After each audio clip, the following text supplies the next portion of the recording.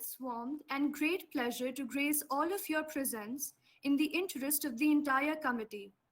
It gives me tremendous contentment to be presenting the welcome speech amongst the most esteemed personality who has won accolades in his field.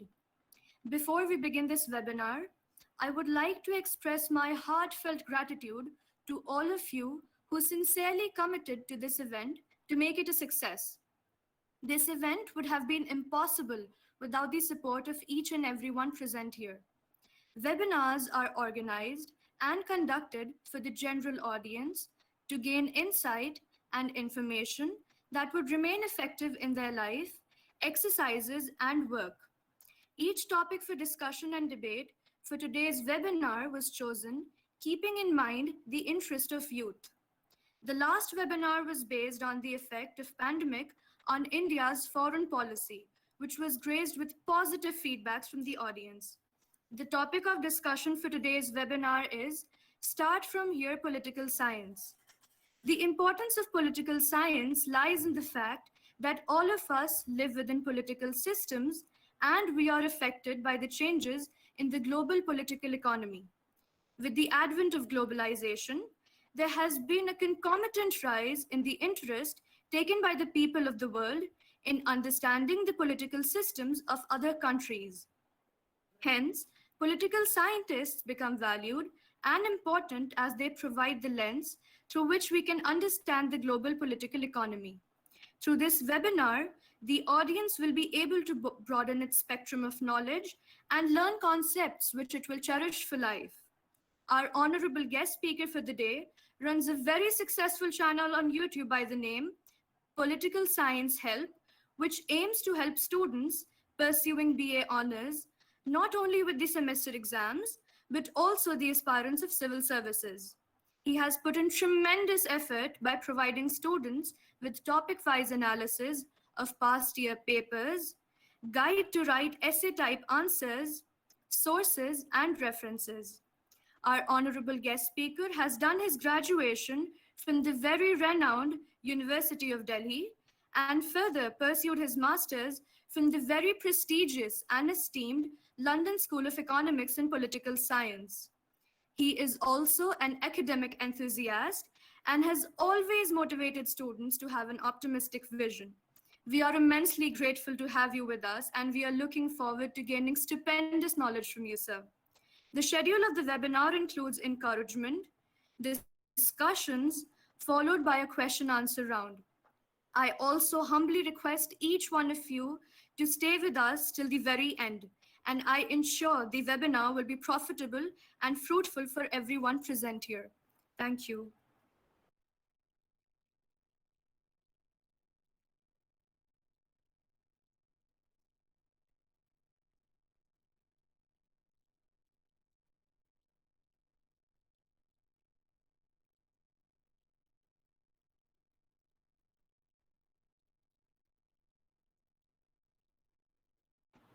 Is sir here?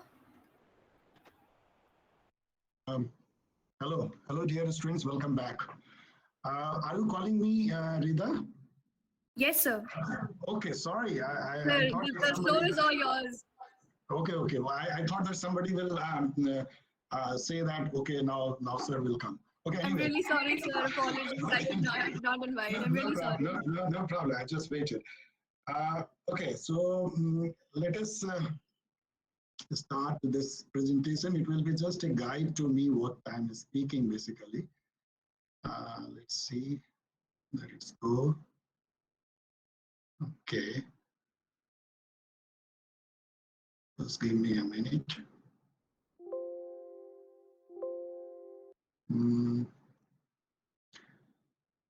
Okay. Hope that the screen is visible. दिख रहा है सबको?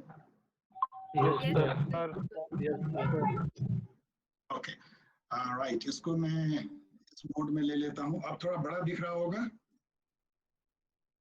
Full screen दिख रही है? Yes, sir. Yes, sir. Yes, sir. Okay, fine. Yes, sir. Yes, one sec. आप इसे पढ़िए ना.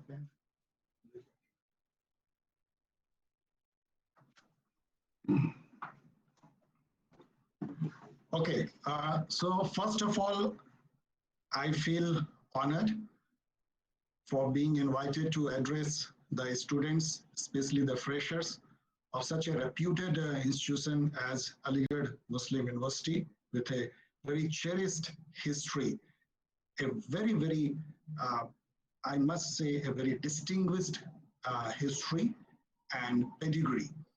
Sir Syed Ahmad Khan, we all know. So this institute is not a normal institute in my vision. Always when I think about institutions like Aligarh Muslim University, it is not simple a college or a university where a student study. There's a living tradition, how academics with culture evolved in our country in a century, you can say. So that is a living history you are living on.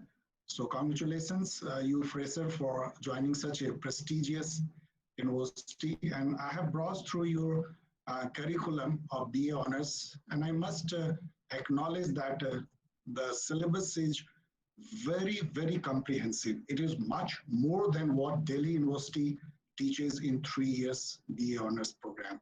Many of your topic I could not um, touch upon, or I could not cover, because I was basically taking UGC's CBCS, which Delhi University and other central universities follow. And but many topics I have seen, like international law and many more, which were unique to you, or even Indian history, this independence movement and all you are studying, and many more things in comparison to what CBCS syllabus are there. So that was about your institution, and once again be and feel proud to be part of such great institution. What I would like to touch upon in today's this lecture of maybe 40 minutes, politics we will discuss a bit. Of course, it's not in a comprehensive way, but because you are starting to study politics, and many of your senior students who will be completing study politics. So let us again revisit. It is never enough. Okay, better है कि मैं जिस तरह से मैं बोलता हूँ वो उसमें हम लोग बात करें. English may be some barrier. It is never enough. ये कभी काफी नहीं है कि आप politics के बारे में फिर से सोचें. मैं ये कर रहा हूँ. It is never enough to revisit the meaning of politics. So we will revisit.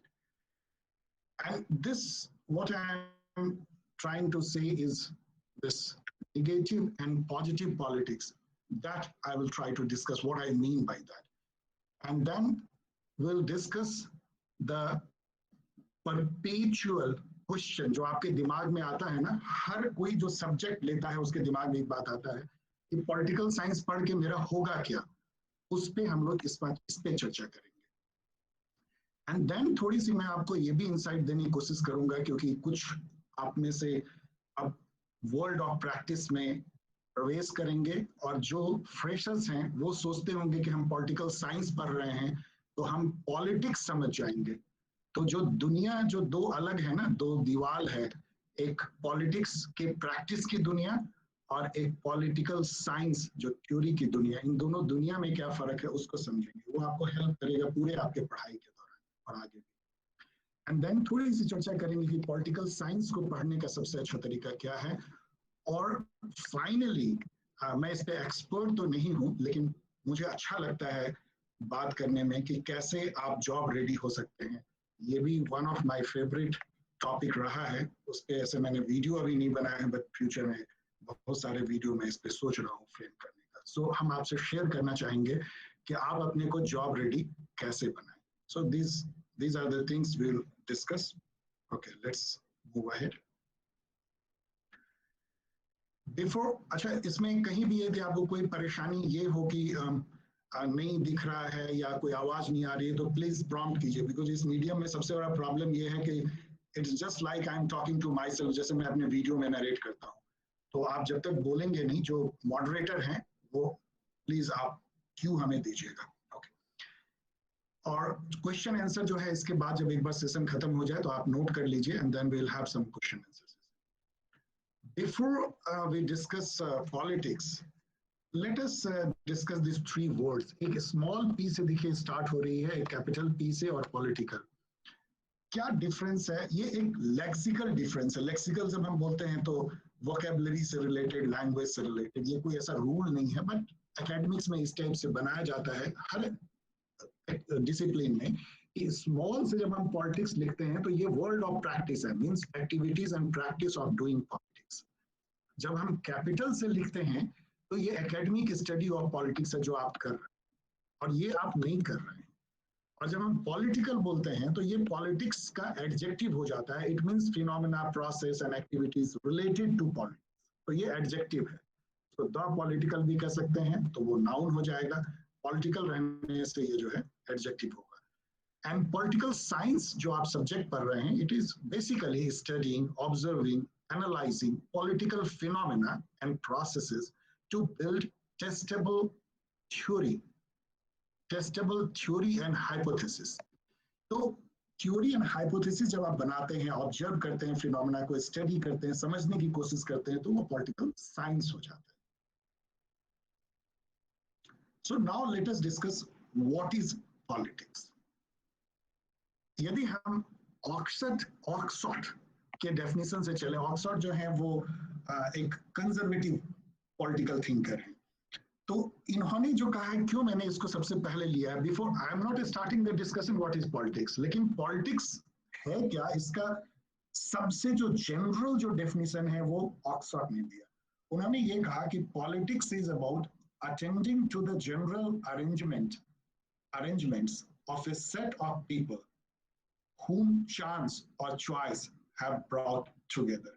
ये बेसिकली क्या कहता है, ये पहली बार यदि आप पढ़ेंगे, यदि आप फ्रेशर है तो आपको लगेगा कि कुछ कह ही नहीं रहा है, attending to the general arrangement. लेकिन जितना डीपर आप सोचेंगे, जैसे मैं अभी 3 साल से तो मैं एक्टिवली जो है पढ़ रहा हूँ और पढ़ा रहा हूँ political science before my study, but मैं सोचता हूँ कि ये बहुत एप्ट डेफिनेशन है. ये क्या कहता है इसको समझिए. Then we will discuss the other definitions. Basically देखिए, रॉबिन्सन क्रूसो जब तक एक आइलैंड पे अकेला है, कोई नहीं है, तब तक कोई पॉलिटिक्स नहीं है. There is no politics. आप अकेले हैं तो कोई पॉलिटिक्स नहीं है. लेकिन द मोमेंट उस आइलैंड पे, क्रूसो के आइलैंड पे कोई दूसरा व्यक्ति चला जाए, एक भी व्यक्ति, तो पॉलिटिक्स शुरू हो जाएगा. कैसे शुरू हो जाएगा? अब आइलैंड में जो जितने भी रिसोर्सेज हैं, जितने मान लिया कि वहां पे पेड़ हैं, जो वहां पे मिट्टी है, वाटर है, वहां पे शेल्स हैं, वहां पे जीव जंतु हैं, उन सब पे हो जाएगा कि ये मेरा है, ये तुम्हारा है. तुरंत जो है वो बंटवारे की बात आएगी कि ये पोर्शन में तुम चले जाओ, नहीं नहीं वो पोर्शन तो अच्छा नहीं है, वहां है. 2 आदमी में भी कंफ्लिक्ट हो सकता है और उसको बैठ के रिजॉल्व करने की जरूरत पड़ेगी. ऑफ कोर्स ये बहुत अच्छा एग्जांपल नहीं है, लेकिन आप सोचिए उस आइलैंड पे यदि हजारों लोग आ जाएं और तब जबकि सबके लिए वहां बराबर का रिसोर्सेज नहीं हो, कि जो मान लीजिए पाम के ट्रीज हैं वो नहीं है, या अदर जो फ्रूट एंड फ्लावर्स के ट्रीज हैं, या नेचुरल जो बेरीज हैं अदर्स वो इनफ नहीं है, स्कार्सिटी हो जाए, तब समझिए कि क्या होगी. और कैसे जो है पॉलिटिकल अरेंजमेंट जो है, जनरल अरेंजमेंट, जब आदमी जैसे ही एक से अधिक आदमी होता है तो लाइफ जो है वो इंडिविजुअल नहीं रह जाता है. आपको रिसोर्स की स्कार्सिटी है, दुनिया में यही है. तो उस स्कार्सिटी में तुरंत हो जाता है कि कैसे बंटवारा होगा, क्या रूल होगा, और फिर आपस में रहने के लिए बहुत सारे वैल्यूज भी तय करने पड़ते हैं कि किसको बोलते हैं अच्छा बिहेवियर, किसको बोलते हैं खराब बिहेवियर, कैसा हमें बात बोलनी चाहिए, कैसी बात नहीं बोलनी चाहिए, कैसे बिहेव करना चाहिए. ये जो norm, value, ethics, morality, interaction में जो एक्सेप्टेड नॉर्म्स ऑफ बिहेवियर, ये सब भी आ जाते हैं वैल्यूज. और यही जो है जनरल अरेंजमेंट है, attending to the general arrangement of a set of people, जिसको चांस और चॉइस से जो है हम एक साथ हो जाते हैं. जैसे अभी आप एक चांस है, चॉइस है कि आप अलीगढ़ मुस्लिम यूनिवर्सिटी में पॉलिटिकल साइंस के स्टूडेंट हैं, आप एक ग्रुप हैं, आप एक क्लास हैं, और उसके बीच में जो इंटरेक्शंस होता है वो पॉलिटिकल हो जाता है. वहां पे भी आप देखेंगे सारे वैल्यूज हैं. आपको किस तरह से सीनियर से बात करनी है, आपको अपने साथियों से कैसे बात करनी है, जूनियर से कैसे बात करनी है, टीचर से कैसे बात करनी है, लाइब्रेरी में कैसे बिहेव करना, ऑल नॉर्म, इथिक, वैल्यू सभी वो आपको गाइड किया जाता है. आपको कोई अथॉरिटेटिव वे में कहता है कि ऐसा करना है. पॉलिटिक्स. और बहुत कुछ जो हम लोग देखेंगे.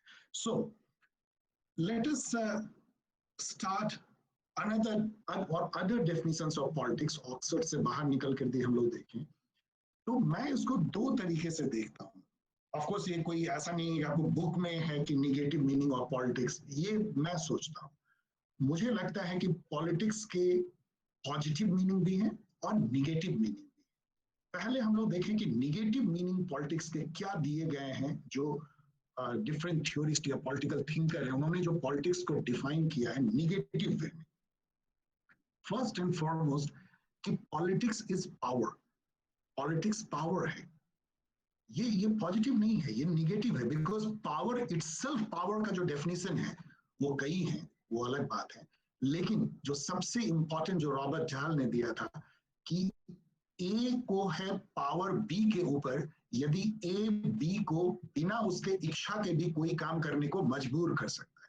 डोमिनेंस. आप किसी से कोई काम बगैर उसके विल के यदि आप करवा सकते हो तो आपको उस आदमी के ऊपर या उस एंटिटी के ऊपर पावर है. ये जो पावर का जो फिनोमेना है ये यूबिक्विटस फिनोमेना मींस या कहिए ये सर्वमान्य फिनोमेना है, मोस्ट एक्सेप्टेड फिनोमेना है. वैसे हाना आर्डेंट ने कहा कि पावर जो है वो मिल करके को क्रिएशन करने को पावर बोलते हैं, बट ये माइनॉरिटी व्यू है. मेजोरिटी व्यू वही है जो रॉबर्ट हाल ने कहा. तो पॉलिटिक्स जब हम कहते हैं पावर है तो उसमें एक और आप ऐड कर लीजिए इंटरेस्ट. हमारा इंटरेस्ट, किसी भी व्यक्ति का इंटरेस्ट, नेशन का इंटरेस्ट और उसकी ताकत, पावर, कितना वो दूसरे पर इन्फ्लुएंस है. तो कई जो है रियलिस्ट व्यू में भी आप देखेंगे, रियलिज्म जो पॉलिटिक्स का है मैकियावेली से लेके मॉर्गनथाउ तक जो रियलिज्म है जो कि वर्ल्ड ऑफ पॉलिटिक्स जो प्रैक्टिस होती है उसके बहुत करीब है, जो पॉलिटिक्स दिखता है. तो उसमें ये कहा जा सकता है कि पॉलिटिक्स जो है वो इंटरप्ले है इंटरेस्ट और पावर का. इंटरेस्ट क्या है? जैसे अभी आपका इंटरेस्ट है इस सर से हम लेक्चर सुने और हमें कुछ फायदा हो, आपका एक बहुत लिमिटेड इंटरेस्ट है और हम लोग यहाँ पे. इसी तरह से किसी का इंटरेस्ट हो सकता है कि हमें लाइफ में सक्सेस मिले, हमें अधिक से अधिक रिसोर्स मिले, पावर अधिक से अधिक मिले, वो भी एक इंटरेस्ट है. तो सबका अलग इंटरेस्ट हो सकता है. किसी का इंटरेस्ट हो सकता है कि हम बहुत ज्यादा नाम कमाएं, किसी का हो सकता है कि हम बहुत पैसे कमाएं, किसी की इंटरेस्ट जो है और हो सकती है. वैरिंग इंटरेस्ट होती है. हर व्यक्ति का इंटरेस्ट अलग अलग हो सकता है, अलग अलग एस्पेक्ट. और इन इंटरेस्ट के लिए जो द्वंद्व होता है, जो कन्फ्लिक्ट होता है, वो पॉलिटिक्स में बदल जाती है. और वहां पे पावर जो है वो आपकी करेंसी बन जाती है. जिस तरह आपके पास यदि मनी है इकोनॉमी में तो आप अपनी यूटिलिटी को फुलफिल कर सकते हो, उसी तरह यहाँ पे यदि आपके पास पावर है तो आप अपने इंटरेस्ट या प्रेफरेंस उसको प्रिवेल कर सकते हो. तो ये पावर और इंटरेस्ट का गेम बन जाता है. यदि हम रियलिस्ट विजन में देखें तो पॉलिटिक्स के दो प्लैकार्ड हैं. कोई प्लैकार्ड लेके दिखा रहा है इंटरेस्ट पावर, इंटरेस्ट पावर, तो वो पॉलिटिक्स है. इसलिए कई लोग कहते हैं कि politics is a game of power. Party politics. Party क्या है? एक प्राइवेट ग्रुप ऑफ पीपल है जो कि पावर एक्वायर करते हैं और फिर शासन करते हैं. और party politics, Oval conflict. Politics is whatever concern state. ये भी एक निगेटिव व्यू है. देखो स्टेट अपने आप में क्या है, अभी आप कई लोग पढ़ोगे स्टेट का जो सबसे वेबर ने जो कहा था और वो बहुत सही भी है कि इट इज ए स्टेट एक ऐसा ऑथोरिटी है जिसको monopoly of use of force, coercion, violence है. उसको मोनोपोली है. आप देखो ना स्टेट क्या है, किसी के पास में मोनोपोली ऑफ वायलेंस नहीं है स्टेट को छोड़ करके. एक वायलेंट ऑर्गेनाइजेशन है. तो महात्मा गांधी ने भी कहा politics is authoritative allocation of values. ये डेविड स्टन की बहुत फेमस डेफिनेशन है. ये भी निगेटिव है. इसका मायने क्या होता है? इसके बहुत मायने हैं लेकिन आप इसको एक सिंपल वे में समझो. ऑथोरिटेटिव एलोकेशन एंड वैल्यूज क्या है? जो पॉलिटिकल वैल्यूज है, नॉर्म, क्या अच्छा है, क्या बुरा है, क्या आइडियोलॉजी सही है. कोई भी जो पॉलिटिकल पार्टी होती है उसके अपने पॉलिटिकल वैल्यूज होते हैं. वो लेफ्ट लीनिंग हो सकती है, राइट लीनिंग हो सकती है, उसके इकोनॉमिक वैल्यूज अलग होंगे, सोशियो कल्चरल वैल्यू.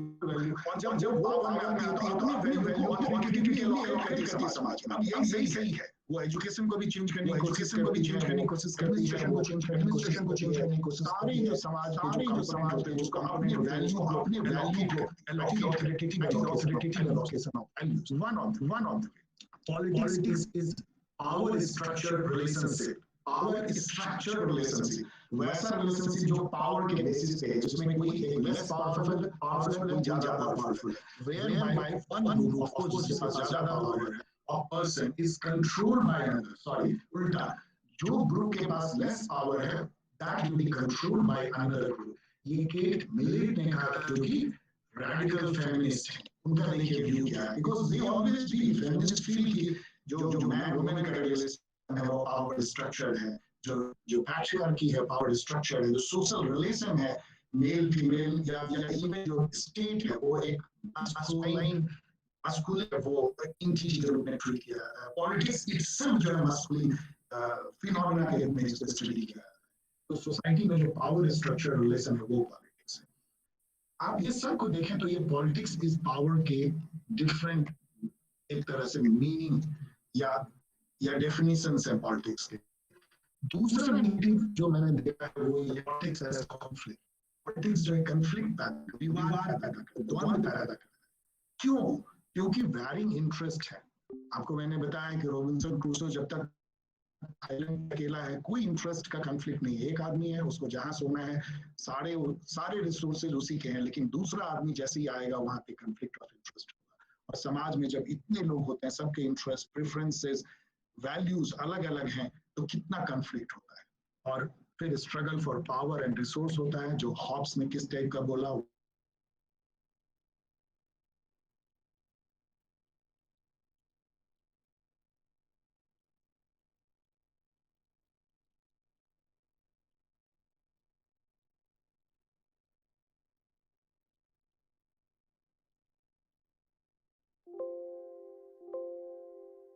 आप इसको समझिए कैसे है, कैसे मिलता है, यही पॉलिटिक्स है। रिसोर्सेज कैसे बंटवारा होता है, जो स्कार्सिटी ऑफ रिसोर्सेज है, कौन हैव्स होते हैं, कौन हैव नॉट होते हैं। जिनके पास पावर होता है वो रिसोर्स कॉर्नर कर लेते हैं, जिनके पास नहीं होता है वो डेस्टिट्यूट पुअर रह जाते हैं। तो हैरोल्ड लासवेल का दिस ऑल जो अभी मैंने आपको डिस्कस किया, all negative meaning of politics है। अब देखिए positive meaning of politics. Aristotle जो कि पॉलिटिकल साइंस के आपके ये फादर हैं, उनका क्या विचार था पॉलिटिक्स के बारे में? Politics is an ethical activity aim to create a just society and ensuring good life of the community. अब देखिए कितना डिफरेंट है, ये एक एथिकल मोरल एक्टिविटी है। गांधी जी को याद कीजिए, वो भी यही कहते थे कि मैं पॉलिटिक्स में इसलिए आया कि मैं एक रिलीजियस आदमी हूँ, मेरे रिलीजन ने मुझे ठेल के भेजा है पॉलिटिक्स में। पॉलिटिक्स एक मोरल इथिकल एक्टिविटी है समाज का उत्थान करने के। सेम एरिस्टोटल कहते हैं कि इसमें ह्यूमन जो है, इंडिविजुअल जो है, अपना फुलफिल्ड लाइफ, जिसको फ्लरिशमेंट वो बोलते हैं, वो तभी अचीव कर सकता है जब वो पॉलिटिक्स में आए। मतलब ह्यूमन जो है वो अकेले रह के एक फुलफिल लाइफ लीड ही नहीं कर सकता है, वो लोगों के साथ जब आएगा, मिल करके जब वो समाज को बनाएगा गुड लाइफ, तो उसी के थ्रू अपना वो जो है उसका फ्लरिशमेंट होगा, उसके पर्सनैलिटी का, कैरेक्टर का, उसकी लाइफ जो है फुलफिल्ड होगी। या politics as capacity of acting in concert. In concert means मिल करके, जैसे आप ऑर्केस्ट्रा में कंसर्ट में देखते हैं। Acting in concert, co creation, ये हाना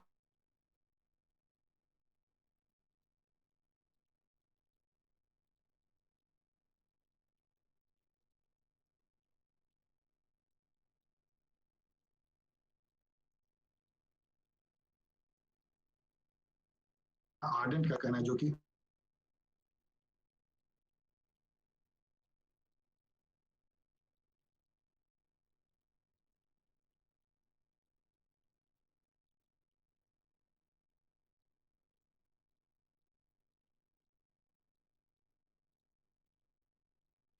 एक तरह से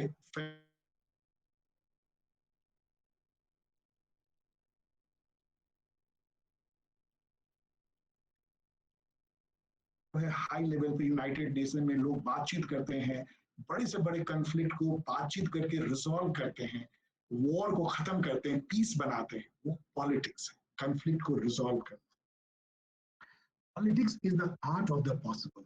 ये ऑटो वॉन बिस्मार्क ने कहा था। ये प्राइम मिनिस्टर थे प्रूसिया के, आप सभी को पता है बिस्मार्क के बारे में, जिन्होंने और बहुत सारी बातें कही जो कि बहुत निगेटिव है, लेकिन एक बात जो उन्होंने कही वो बहुत पॉजिटिव है पॉलिटिक्स के बारे में।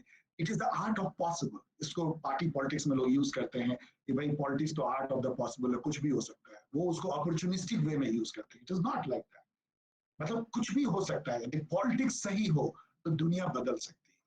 तो ये बिस्मार्क है। Politics is the activity by which differing interests within society are conciliated, मतलब reconcile किए जाते हैं by giving them a share of power।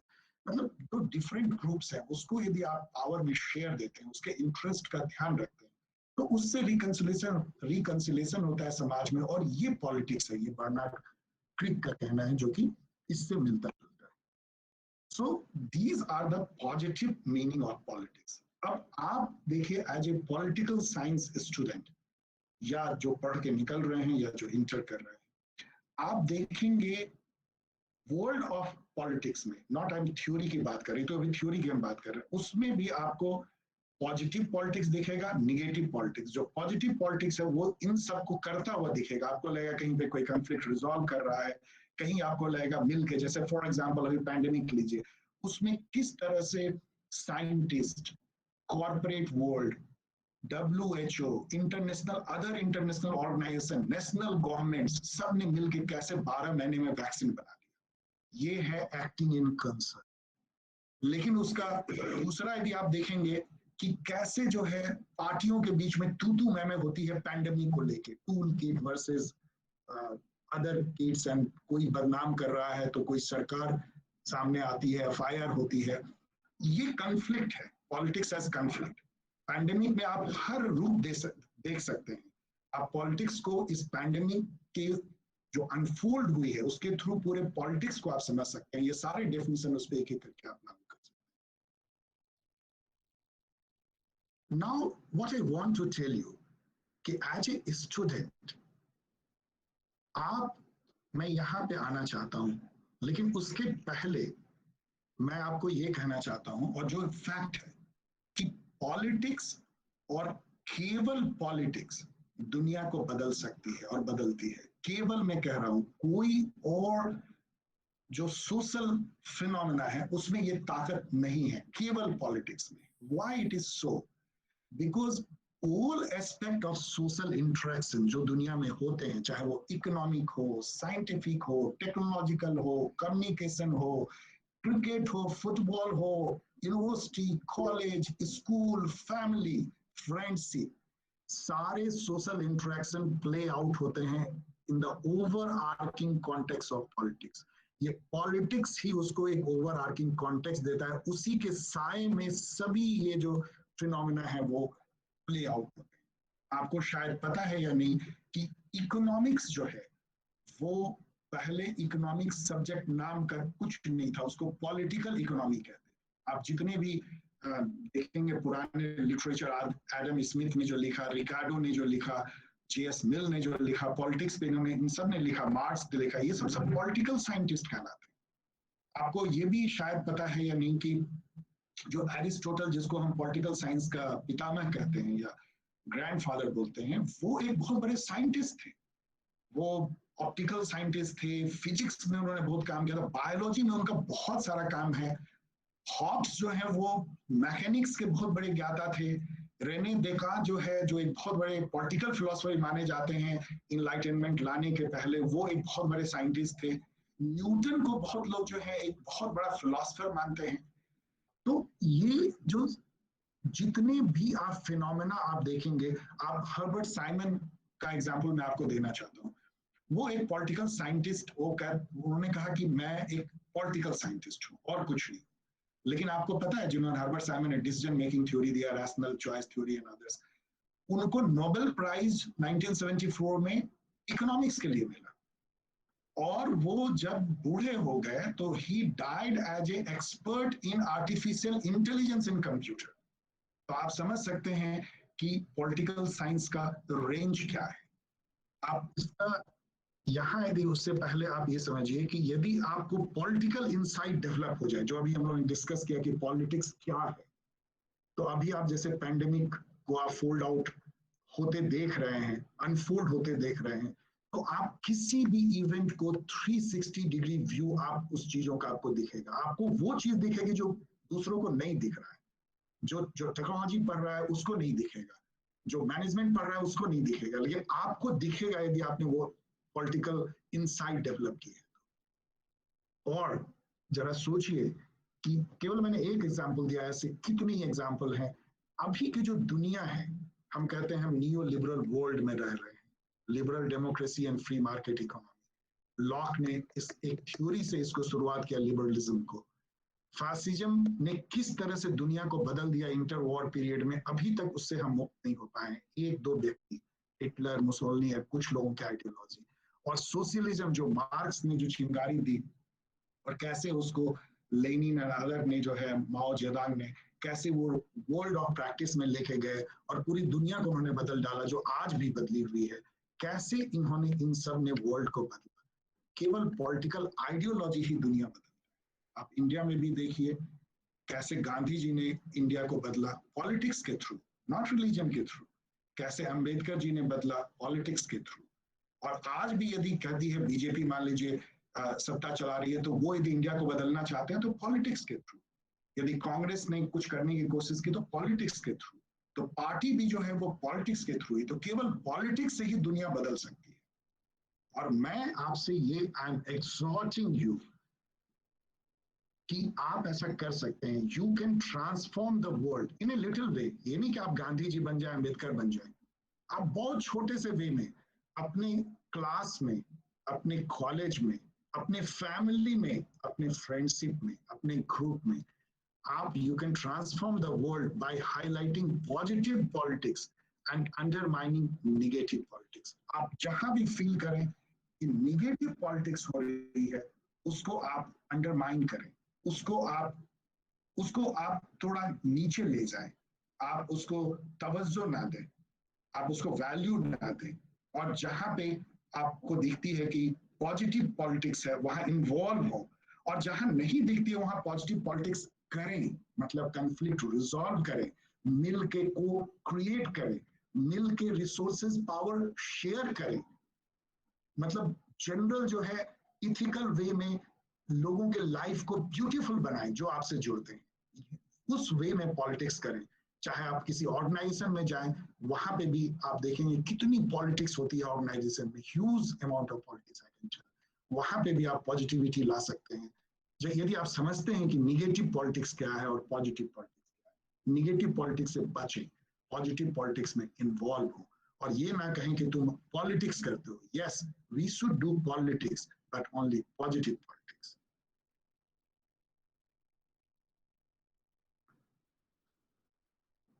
Okay, now हम एक दूसरे थीम पे आते हैं कि जो एक हमेशा से एक परपेचुअल क्वेश्चन जो है रहता है, इटर्नल क्वेश्चन किसी भी सब्जेक्ट को पढ़ने में, कि पॉलिटिकल साइंस पढ़ के होगा क्या, क्या मिलेगा मुझे, कौन सा जॉब मिलेगा। ये क्वेश्चन आता है, ये आपके दिमाग में भी आता होगा। फ्रेशर्स यदि हैं तो आपके भी, और यदि फाइनल ईयर में है तब भी आपके। उस पर चलिए थोड़ी चर्चा करते हैं।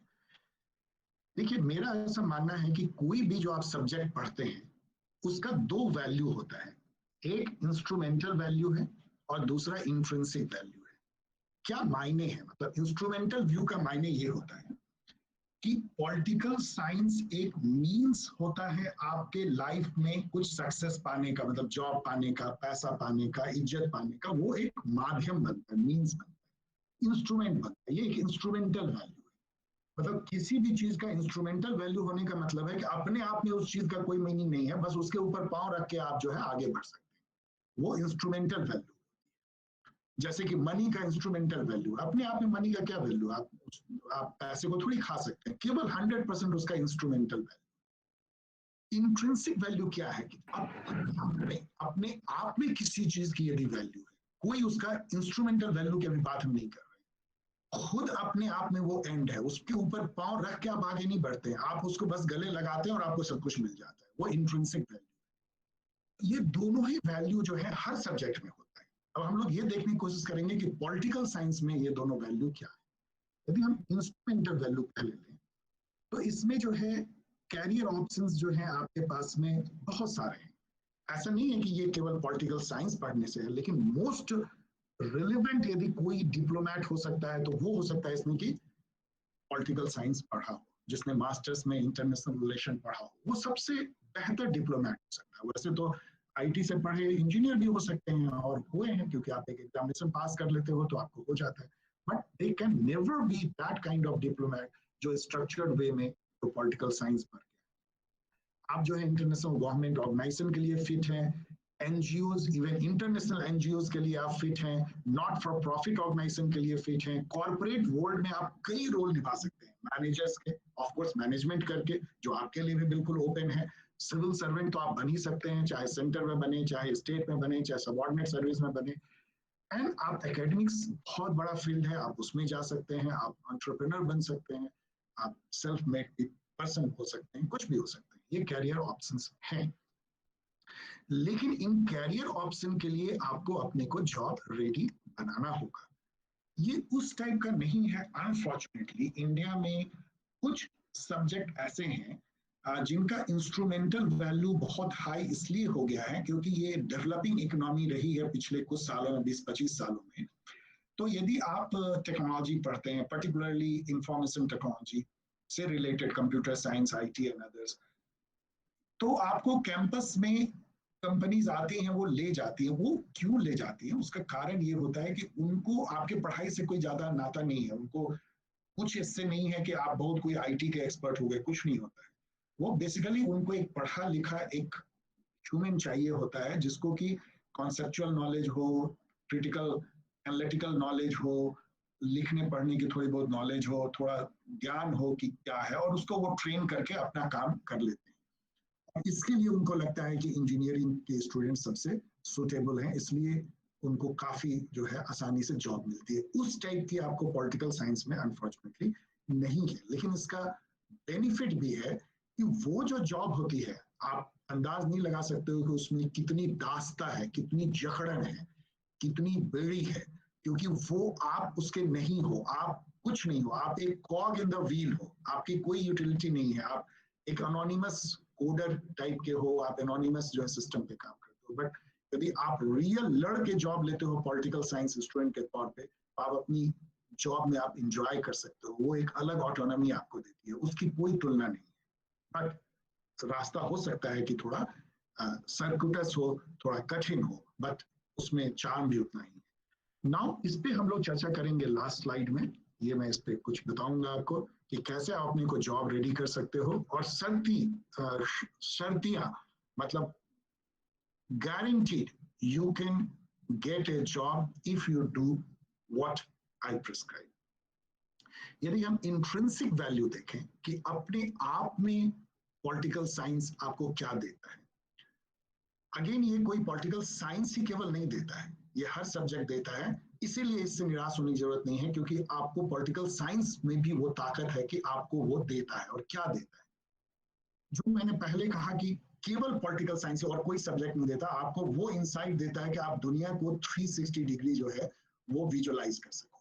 सेकेंड, यदि आप देखोगे इसके पहले, यदि हम यहाँ के पहले कि आप यदि पॉलिटिकल साइंस का इंसाइट डेवलप कर लेते हो, तो इंडिया में ही नहीं पूरी दुनिया में 2 टॉपिक पे ही कन्वर्सेशन सोसाइटी में होती है ज्यादा, वेदर के अलावा। यदि आप वेदर छोड़ दो तो एक होती है पॉलिटिक्स और दूसरी होती है स्पोर्ट्स। इंडिया में क्रिकेट पे होगी तो इंग्लैंड में जो है फुटबॉल पे, और अमेरिका में हो सकता है बेसबॉल पे हो, बास्केटबॉल पे, बट 2 ही टॉपिक पे चर्चा होती है। और आप यदि एक के एक्सपर्ट हो तो आप समझो कितने फेवरेबल सिचुएशन में हो, क्योंकि आप अपनी मुंह खोल सकते हो, आप बोल सकते हो, आपके बात में वजन होगी, लोग आपको सुनेंगे। ये अपने आप में बहुत बड़ी बात है। और मैंने देखा है कि कैसे आईटी से पास्ट इंजीनियर जब कोई चर्चा होती है तो कैसे वो खामोश हो जाते हैं, कि उनको क्लूलेस होते हैं कि हम क्या बोलें इस पे, बिकॉज उन्होंने कभी इस चीज को उनको समझने की ना तो जरूरत पड़ी और ना उन्हें समझने की कोई रास्ता उनको मिला। वो समाज को नहीं समझ पाते क्या हो रहा है, क्योंकि जो हमारे आसपास होता है वो सब में पॉलिटिक्स है, एवरीथिंग में पॉलिटिक्स है। बट मैं आपको इस पे फोकस करना चाहता हूँ कि ये आपको कॉन्सेप्चुअल नॉलेज देता है, कोरिलेटिव नॉलेज देता है। कैसे देता है मैं आपको बताऊंगा। क्रिटिकल थिंकिंग देता है, एनालिटिकल एबिलिटी देता है, लैंग्वेज और राइटिंग स्किल आपको सिखाता है। और यही चीज जो है इसी को हम बोलते हैं, ये यदि किसी भी स्टूडेंट को नॉलेज हो गया तो वो जॉब रेडी, वो जॉब रेडी है। मैं कह रहा हूँ जॉब मिले ना मिले वो एक अलग बात है, जॉब मिलने का रास्ता अलग है, लेकिन यदि आपको कोई जॉब दे दे तो आप 100% उस पर खड़ा उतरोगे। कॉन्सेप्चुअल नॉलेज क्या होता है? आप 3 साल में सैकड़ों आर्टिकल पढ़ोगे, सैकड़ों मैं बोल रहा हूँ। और यदि आपने आपने पैशन डेवलप कर लिया, जैसे मुझे पैशन है, मैं जब आर्टिकल पढ़ता हूँ तो मुझे इतनी खुशी होती है, मुझे बहुत अच्छा लगता है, मैं रियली बताता हूँ। तो आपको यदि खुशी मिलने लगे तो आपको लगेगा कि आपकी आई में कुछ ताकत आ गई है, आपको कुछ दिख रहा है, और आप कॉन्सेप्ट डेवलप करोगे। आप समझोगे, जब आप ये समझोगे राइट्स क्या होता है, जस्टिस क्या होती है, लिबर्टी क्या होती है, इक्वलिटी क्या होती है, ये नॉर्मेटिव वैल्यू में जो आप सोचोगे, पावर, पॉलिटिक्स, इस पे जब मनन करोगे तो वो कॉन्सेप्ट है। और जब इन कॉन्सेप्ट को आप समझने की ताकत डेवलप कर लोगे तो लाइफ के किसी भी कॉन्सेप्ट को समझने की ताकत, आप ये भी समझ जाओगे कि पैंडेमिक क्या है, इसके क्या रिपरकशन है, वैक्सीन क्या है, इसके क्या रिपरकशन, लाइफ में जितनी चीजें हैं उन सब के जो कॉन्सेप्ट है आप डेवलप कर लो। क्यों? क्योंकि सब में क्या होता है, आपको इंग्लिश या हिंदी में लिखी हुई आर्टिकल होती है, उसको पढ़ना होता है, समझना होता है। यदि आप किसी टफ आर्टिकल को, ईस्टर्न का लिखा हुआ आर्टिकल से यदि आप सिस्टम थ्योरी समझ सकते हो, यदि आप एलमंड के लिखे हुए आर्टिकल से आप सिविक कल्चर समझ सकते हो, तो आप किसी भी साइंटिस्ट के आर्टिकल को पढ़ के या जर्नल के आर्टिकल को पढ़ के वैक्सीनेशन के बारे में समझ सकते हो। एज इजी एज, मतलब ये ना सब्जेक्ट एग्नोस्टिक है। इससे मतलब नहीं है कि कॉन्सेप्ट आप किस तरह से लेते हो, कॉन्सेप्चुअल नॉलेज लेने का तरीका एक है जो सब्जेक्ट से अलग है, एग्नोस्टिक है। तो आप वो एबिलिटी डेवलप कर लेते हो कि किसी भी टेक्स्ट को पढ़ के हम कॉन्सेप्ट को डेवलप करें। वो रिलेटिव नॉलेज क्या होता है? आपने एक जगह यदि एक नॉलेज लिया, जैसे आपने ये नॉलेज लिया कि राइट्स क्या है, अधिकार क्या है, और फिर आप साइकोलॉजी से कोई उसकी जो है कंपेयर करते हो कि साइकोलॉजिकल वे में ह्यूमन के ब्रेन में जो है वो उसके बारे में क्या थॉट है, या आप इकोनॉमिक्स में आप देखते हो कि इकोनॉमिक राइट्स क्या है। जब आप इंटरडिसिप्लिनरी जो है कोरिलेट करते हो नॉलेज को, आप यहाँ के नॉलेज को वहां जोड़ते हो, वहां के नॉलेज को यहाँ जोड़ते हो, इसको कोरिलेशन, जैसे अभी मैंने आपको बताया, मैं पैंडेमिक की जो सिचुएशन है उसको पॉलिटिक्स के डेफिनेशन जोड़ रहा हूँ, दिस इज कोरिलेटिव नॉलेज। आप किसी भी दो फिनोमेना को कोरिलेट कर पाते हो, तो ये जो है, और बहुत ही सही वे में कर पाते हो, उटपटांग में। ये नॉलेज बहुत इंपॉर्टेंट नॉलेज है वर्क प्लेस पे, लाइफ में। ये आपको देता है पॉलिटिकल साइंस, यदि आप ठीक से पढ़ते हो। क्रिटिकल थिंकिंग आपको जितना पॉलिटिकल साइंस में डेवलप होता है, किसी भी विषय में नहीं होता है, मैं आपको बोल रहा हूँ। क्योंकि इसमें कोई भी जो कॉन्सेप्ट है उसका एक मीनिंग नहीं है। It is not like natural science कि आपको कह दिया गया कि फोर्स का ये डेफिनेशन है और कोई दूसरा डेफिनेशन है, मोमेंटम का ये डेफिनेशन है। यहाँ पे पॉलिटिक्स इटसेल्फ, उसका मैंने आपको 1 दर्जन डेफिनेशन अभी बताया, पावर के 2 दर्जन डेफिनेशन आप देखोगे, आप लिबर्टी के आप देखोगे हंड्रेड्स ऑफ मीनिंग है। कोई भी इसमें सही गलत नहीं होता। किसी भी साइंटिस्ट ने यदि आपको कह दिया, पॉलिटिकल साइंटिस्ट थ्योरिस्ट ने, कि ये मीनिंग है लिबर्टी का, तो आपको ये मानने की जरूरत नहीं कि यही मीनिंग है। आप खुद सोच सकते हो और आप सबको क्रिटिकली देख सकते हो। आप मार्क्स के जो थ्योरी है उसको क्रिटिकली देख सकते हो। आप कह सकते हो कि नहीं, इसमें बहुत चीजें हैं जो बकवास है, वर्थलेस है। वो आप में एबिलिटी डेवलप होती है, एनालिटिकल एबिलिटी डेवलप होती है, एनालिसिस करने की आपके पास में जो है ताकत आती है कि आप उसके अंदर में उसको कैटेगराइज कर सको, क्लासिफाई कर सको, उसको डायकोटमी देख सको, versus this versus that, that versus that, liberty versus liberty, positive liberty versus negative liberty. आप कर सकते हो, जैसे आज हम लोगों ने देखा positive politics versus negative politics, analyse कर सकते हो। लैंग्वेज स्किल में फिर इस पे आऊंगा यहाँ पे, लेकिन आप इतना अच्छा डेवलप कर सकते हो बिकॉज आप ग्रेट ऑथर के आर्टिकल पढ़ते हो, हॉब्स के, लॉक के, उसके जो कमेंटेटर्स हैं उनकी, one of the greatest of article आप पढ़ोगे पॉलिटिकल साइंस में, और आप बहुत अच्छा लैंग्वेज डेवलप कर सकते हो, वोकेबुलरी डेवलप कर सकते हो। राइटिंग स्किल, क्योंकि आपको ऐसे टाइप क्वेश्चन लिखनी पड़ती है, आप बहुत अच्छा राइटिंग स्किल डेवलप कर सकते हो। And it makes you socially aware, जो मैंने आपको पहले कहा, नॉलेजेबल एंड रैशनल इंडिविजुअल। तो एक बहुत बड़ी बात है। आपको लगता होगा ये सब क्या है, ये तो हम ऐसे ही बन ही जाएंगे। No, socially aware, knowledgeable, rational individual यदि आप हो तो आपकी लाइफ बन गई। ये अलग बात है कि आप सोच रहे हो कि हमें जॉब कौन देगा, लेकिन मैं आपको कहता हूं कि यदि आप ये हो तो आपकी लाइफ बन गई।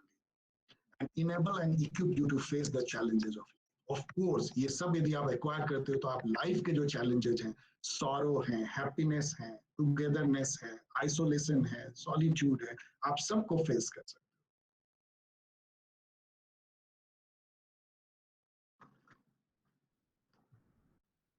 Now we go to another theme कि पॉलिटिकल साइंस, ये बहुत स्टूडेंट हमें यूट्यूब पे भी पूछते हैं, मैं बताता भी हूँ, यहाँ पे थोड़ी सी उस पर चर्चा कर सकते हैं कि आप फ्रेशर्स के लिए इम्पोर्टेंट है, जो लोग एमए में परसू करेंगे पॉलिटिकल साइंस, उनके लिए भी इम्पोर्टेंट है कि आप पॉलिटिकल साइंस को, मेरे अनुसार से ये मेरी थॉट है कि पढ़ने का सबसे अच्छा तरीका क्या है।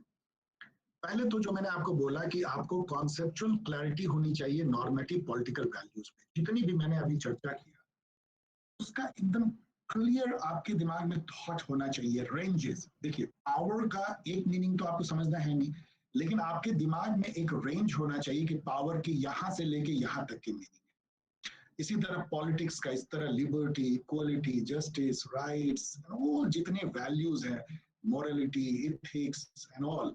इसी तरह पॉलिटिकल आइडियोलॉजीज जितने भी, लिबरलिज्म हो, फैसिज्म हो, communism, socialism, and postmodernism, constructivism, post-structuralism, all critical theory, सबके अगेन एक आपका ब्रॉड माइंड में होना चाहिए, ये आपका एम होना चाहिए। बाकी चीजें बहुत आसान है कि जो फैक्चुअल है वो आप पढ़ लेंगे, जो हिस्टोरिकल टाइप का है वर्ल्ड हिस्ट्री पढ़ लेंगे, एरिया स्टडी कर लेंगे, पब्लिक एडमिनिस्ट्रेशन की चीजों को समझ लेंगे। बट पॉलिटिकल साइंस स्टूडेंट के लिए ये दो चीज बहुत जरूरी है, normative political values and political ideologies, of course thought भी उससे जुड़ा हुआ है।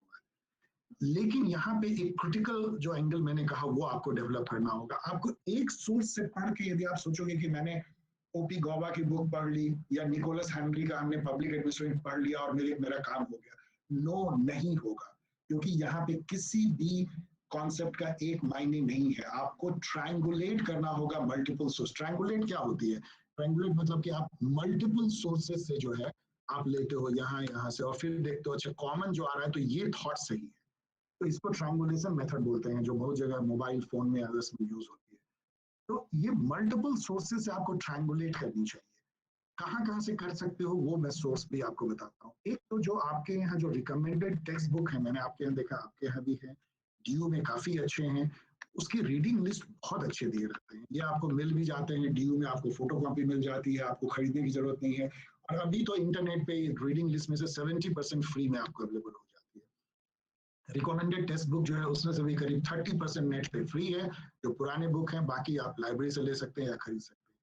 देन नेट जो है वो गॉड से कम नहीं है। अच्छा, और इस पे मैं आपको जो मैं बोल रहा हूँ वो बिल्कुल मैं इसको महसूस करता हूँ कि it's a world of knowledge. मतलब हम लोगों को कई जन्म लेने के बाद भी जो है हम पॉलिटिकल साइंस या किसी भी साइंस के जो नॉलेज नेट पे है उसको हम थोड़ा भी उसका नहीं जान पाएंगे, इतना ज्यादा नेट पे नॉलेज है। आप उसका फायदा लें, उसमें से गूगल स्कॉलर जो है वो उसको जरूर आप देखिए। ऑफकोर्स इसमें बहुत सारे जो है वो पेड हैं, ये एक प्रॉब्लम है, लेकिन कुछ फ्री मिलेंगे। जे स्टोर जो है वो पहले पेड था। जे स्टोर पहले मैं थोड़ा आपको बता दूं, ये आपको जानना चाहिए। बेसिकली वर्ल्ड में अभी क्या हुआ है पिछले 10 सालों में, जब से ये ऑनलाइन क्रांति आई है, तो पहले ऑफलाइन जर्नल होते थे। अब उन्होंने सबने ऑनलाइन जर्नल पब्लिकेशन हाउसेज या कह लीजिए वो एक इंस्टीट्यूशन बना लिया है। जैसे साइंस डायरेक्ट है, इलिसवीर है, हार्वर्ड पब्लिकेशन है, ऑक्सफोर्ड पब्लिकेशन है, जे स्टोर है। जे स्टोर इंडिया में बहुत पॉपुलर है। जे स्टोर पहले जो है फ्री नहीं था, इसका आपका सब्सक्रिप्शन लेना पड़ता था। जब से पैंडेमिक हुआ है ये 100 आर्टिकल आपको एक महीने में फ्री देता है एक गूगल अकाउंट पे। और समझिए यदि आपके पास एक भी गूगल अकाउंट है तो 100 आर्टिकल आप पढ़ भी नहीं सकते हैं। तो इसका मायने कि जे स्टोर अब हमेशा के लिए फ्री हो गया अभी पैंडेमिक। आप इसका पूरा फायदा लीजिए। गूगल में आप कोई भी टॉपिक, आपको मान लीजिए जस्टिस पे पढ़नी है, आप दीजिए justice, meaning of justice, J store article, और फिर देखिए आपको कितनी वंडरफुल आर्टिकल मिलती है। आप एक दो भी आर्टिकल पढ़ लेंगे आपको बहुत, क्योंकि उसमें one of the best journal article मिलती है। Then Stanford encyclopedia of philosophy बिल्कुल फ्री है इंटरनेट पे, और इसमें इतने अच्छे अच्छे टॉपिक हैं कि आपको बहुत अच्छा लगेगा, और मोस्ट ऑथेंटिक इंफॉर्मेशन।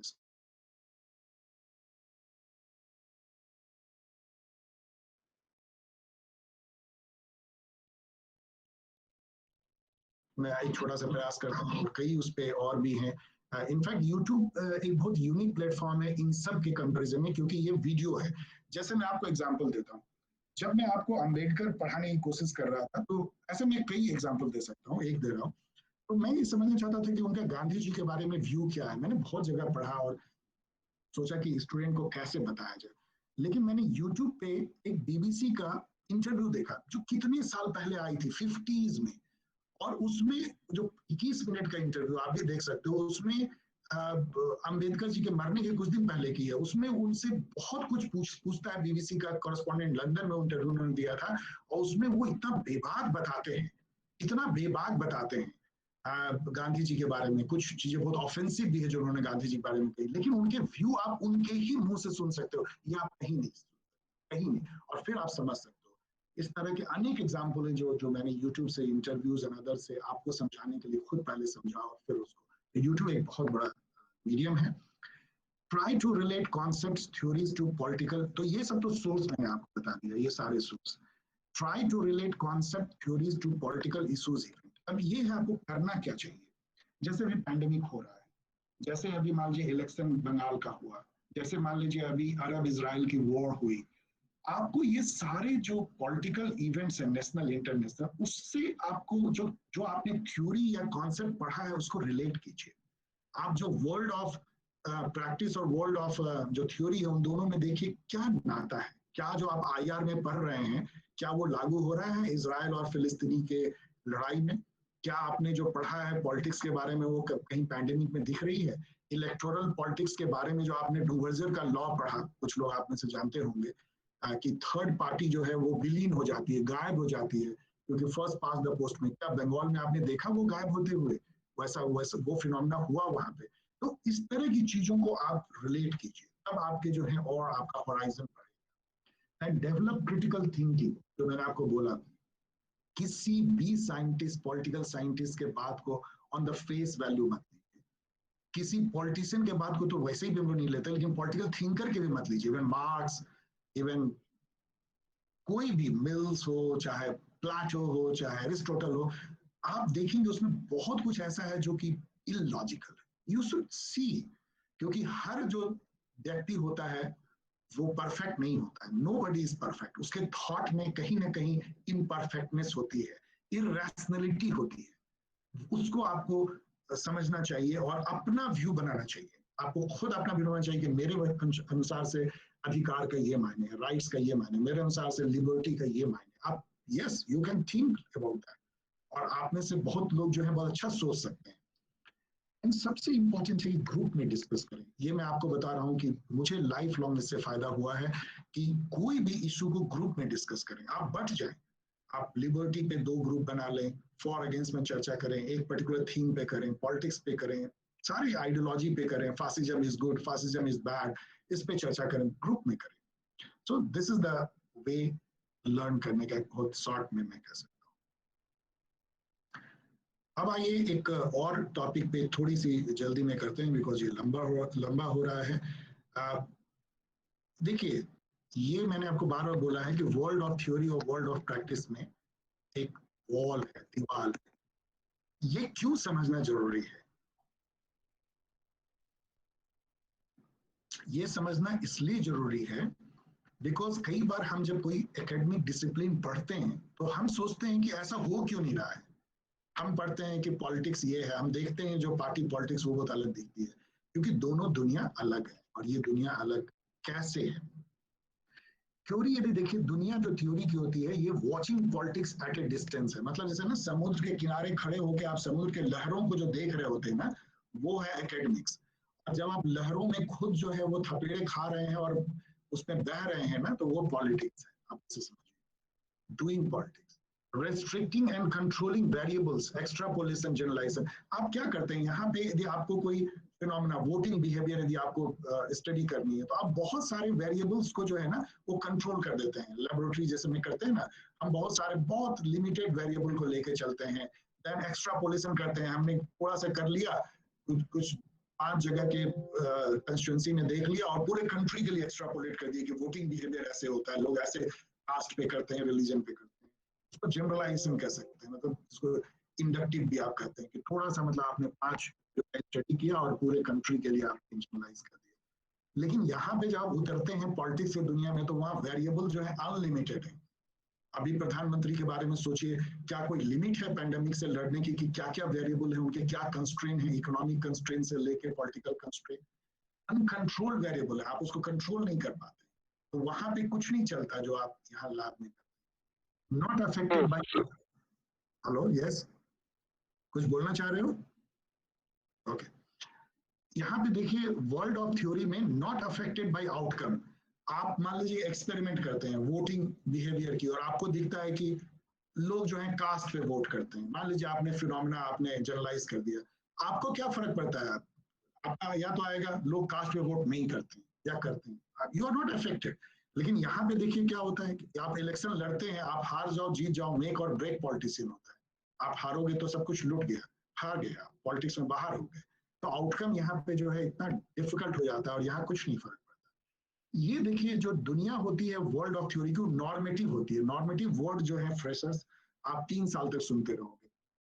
नॉर्मेटिव का मतलब क्या होता है? नॉर्म से निकला है। नॉर्म मतलब क्या होता है? समाज में जो एक custom, tradition, practice, norm of behaviour, appropriate behaviour, उसको नॉर्म कहते हैं। नॉर्म वैल्यू से निकलता है, समाज में क्या वैल्यू है। मतलब बड़ों का हम पैर छू के मान लीजिए इंडिया में प्रणाम करते हैं, ये हमारा नॉर्म है। इंग्लैंड में तो नहीं करते हैं, वहाँ हेलो मिस्टर XYZ कहते हैं। तो ये जो नॉर्म है ये आइडियलिस्टिक होता है, क्योंकि वो हर समाज का अपना वैल्यू होता है, कोई इंपेरिकल नहीं होता है। शुड बी, कैसा होना चाहिए, ऑट टू बी, आइडियलिस्टिक। लेकिन जो दुनिया होती है प्रैक्टिस की, पॉलिटिक्स की, वो तो रियलिस्टिक है, वो तो मैकियावेली की वर्ल्ड है। Dealing with what it is, यहाँ पे कुछ नहीं चलता कैसा होना चाहिए, जो है वो है, उसी से आपको डील करना होगा। तो यहाँ रियलिज्म हो जाता है। वर्ल्ड ऑफ प्रैक्टिस या एरिना ऑफ पॉलिटिक्स जो है ये लेबोरेटरी है वर्ल्ड ऑफ थ्योरिकल। कैसे दोनों जुड़ा हुआ है ये देखिए, उसी को देख के आप जो है अपने फिनोमेना का को टेस्ट करते हैं, हाइपोथेसिस को टेस्ट करते हैं, वही आपके लिए लेबोरेटरी है। और वर्ल्ड ऑफ थ्योरी जो है वो भी हेल्प करता है वर्ल्ड ऑफ प्रैक्टिस को, क्योंकि वो थॉट को स्ट्रक्चर करने में मदद करता है। जो रियल पॉलिटिशियन है वो भी सोचते हैं, क्योंकि आपने देखा कैसे जो है मार्क्स के थॉट को लेके लेनिन ने एक्चुअल जो है प्रैक्टिस किया, तो वो स्ट्रक्चर करता है थॉट को, इनसाइट देता है, टूल देता है डिसीजन लेने के लिए, तो वो भी आपको हेल्प करता है। लेकिन फिर भी दोनों दुनिया बहुत अलग है। Now this is the final slide जो मैं डिस्कस करना चाहता हूं।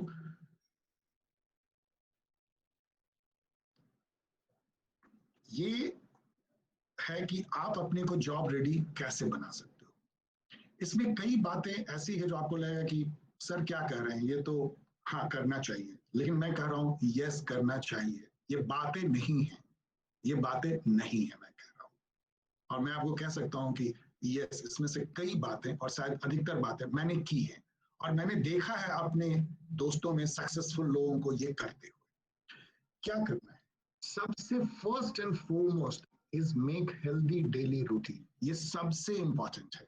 आप अभी फॉर्मेटिव एज में हो, अभी आप 18 साल के हो, यदि आप फ्रेशर हो तो, इवन यदि आप फाइनल ईयर में हो तो 21 ईयर के हो, 25 ईयर तक माइंड बॉडी दोनों ग्रो करता है, याद रखो। अभी आप पूरी तरह से जो है मैच्योर नहीं हुए, तो आप अपने बॉडी को बना सकते हो। जो एक्टर को अच्छी बॉडी, उस टाइप की बॉडी जैसा आप डेवलप, ऐसा नहीं कि आपको वैसा मसल बनाना है, वैसा सिक्स एप बनाना है, नॉट रिक्वायर्ड। लेकिन आप एक अच्छा बॉडी बना सकते हो, चाहे आप मेल हो चाहे फीमेल हो, अच्छा बॉडी बना सकते हो। और बहुत जरूरी है, लाइफ लॉन्ग आपको वही हेल्प करेगा। आप दौड़ सकते हो, आप सीढ़ी पे झटक के चढ़ सकते हो, आप कोई फिजिकल स्ट्रेस ले सकते हो। ये बहुत इंपॉर्टेंट है, जॉब प्लेस पे इंपॉर्टेंट है, एकेडमिक्स पे इंपॉर्टेंट है। लाइफ बहुत ज्यादा आपके शरीर पर प्रेशर डालता है। Be a healthy person, a healthy mind. Exercise कीजिए, नहीं ये कि 18 साल के हैं तो अभी क्या लेटे हुए हैं।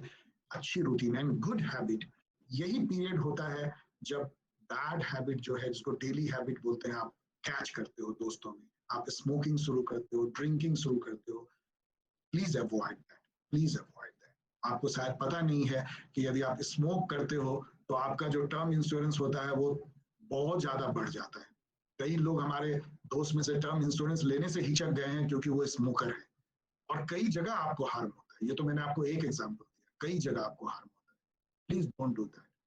तो ये सबसे इंपॉर्टेंट है। यदि आप हेल्दी, आपके माइंड एक हेल्दी बॉडी में है, तो आपने आधा जो है वो जॉब रेडी आपने अपने को बना लिया। देन जो सेकंड ये है कि इंग्लिश, ऑफ कोर्स ये कहने में बहुत क्लीशे है कि इंग्लिश से क्यों अभी भी, लेकिन दुनिया जो है वो इंग्लिश लैंग्वेज पे चल रही है। हम नियो लिबरल वर्ल्ड में हैं जो डोमिनेटेड है अमेरिका से। अमेरिका में अंग्रेजी बोली जाती है, आपको बहुत सारे कंपटीशन इंग्लिश में होते हैं, तो इंग्लिश आपको जानना है। और इंग्लिश में ही कंपटीशन में इंग्लिश के वर्ड पूछे जाते हैं, हिंदी के वोकैबुलरी तो पूछे नहीं जाते हैं।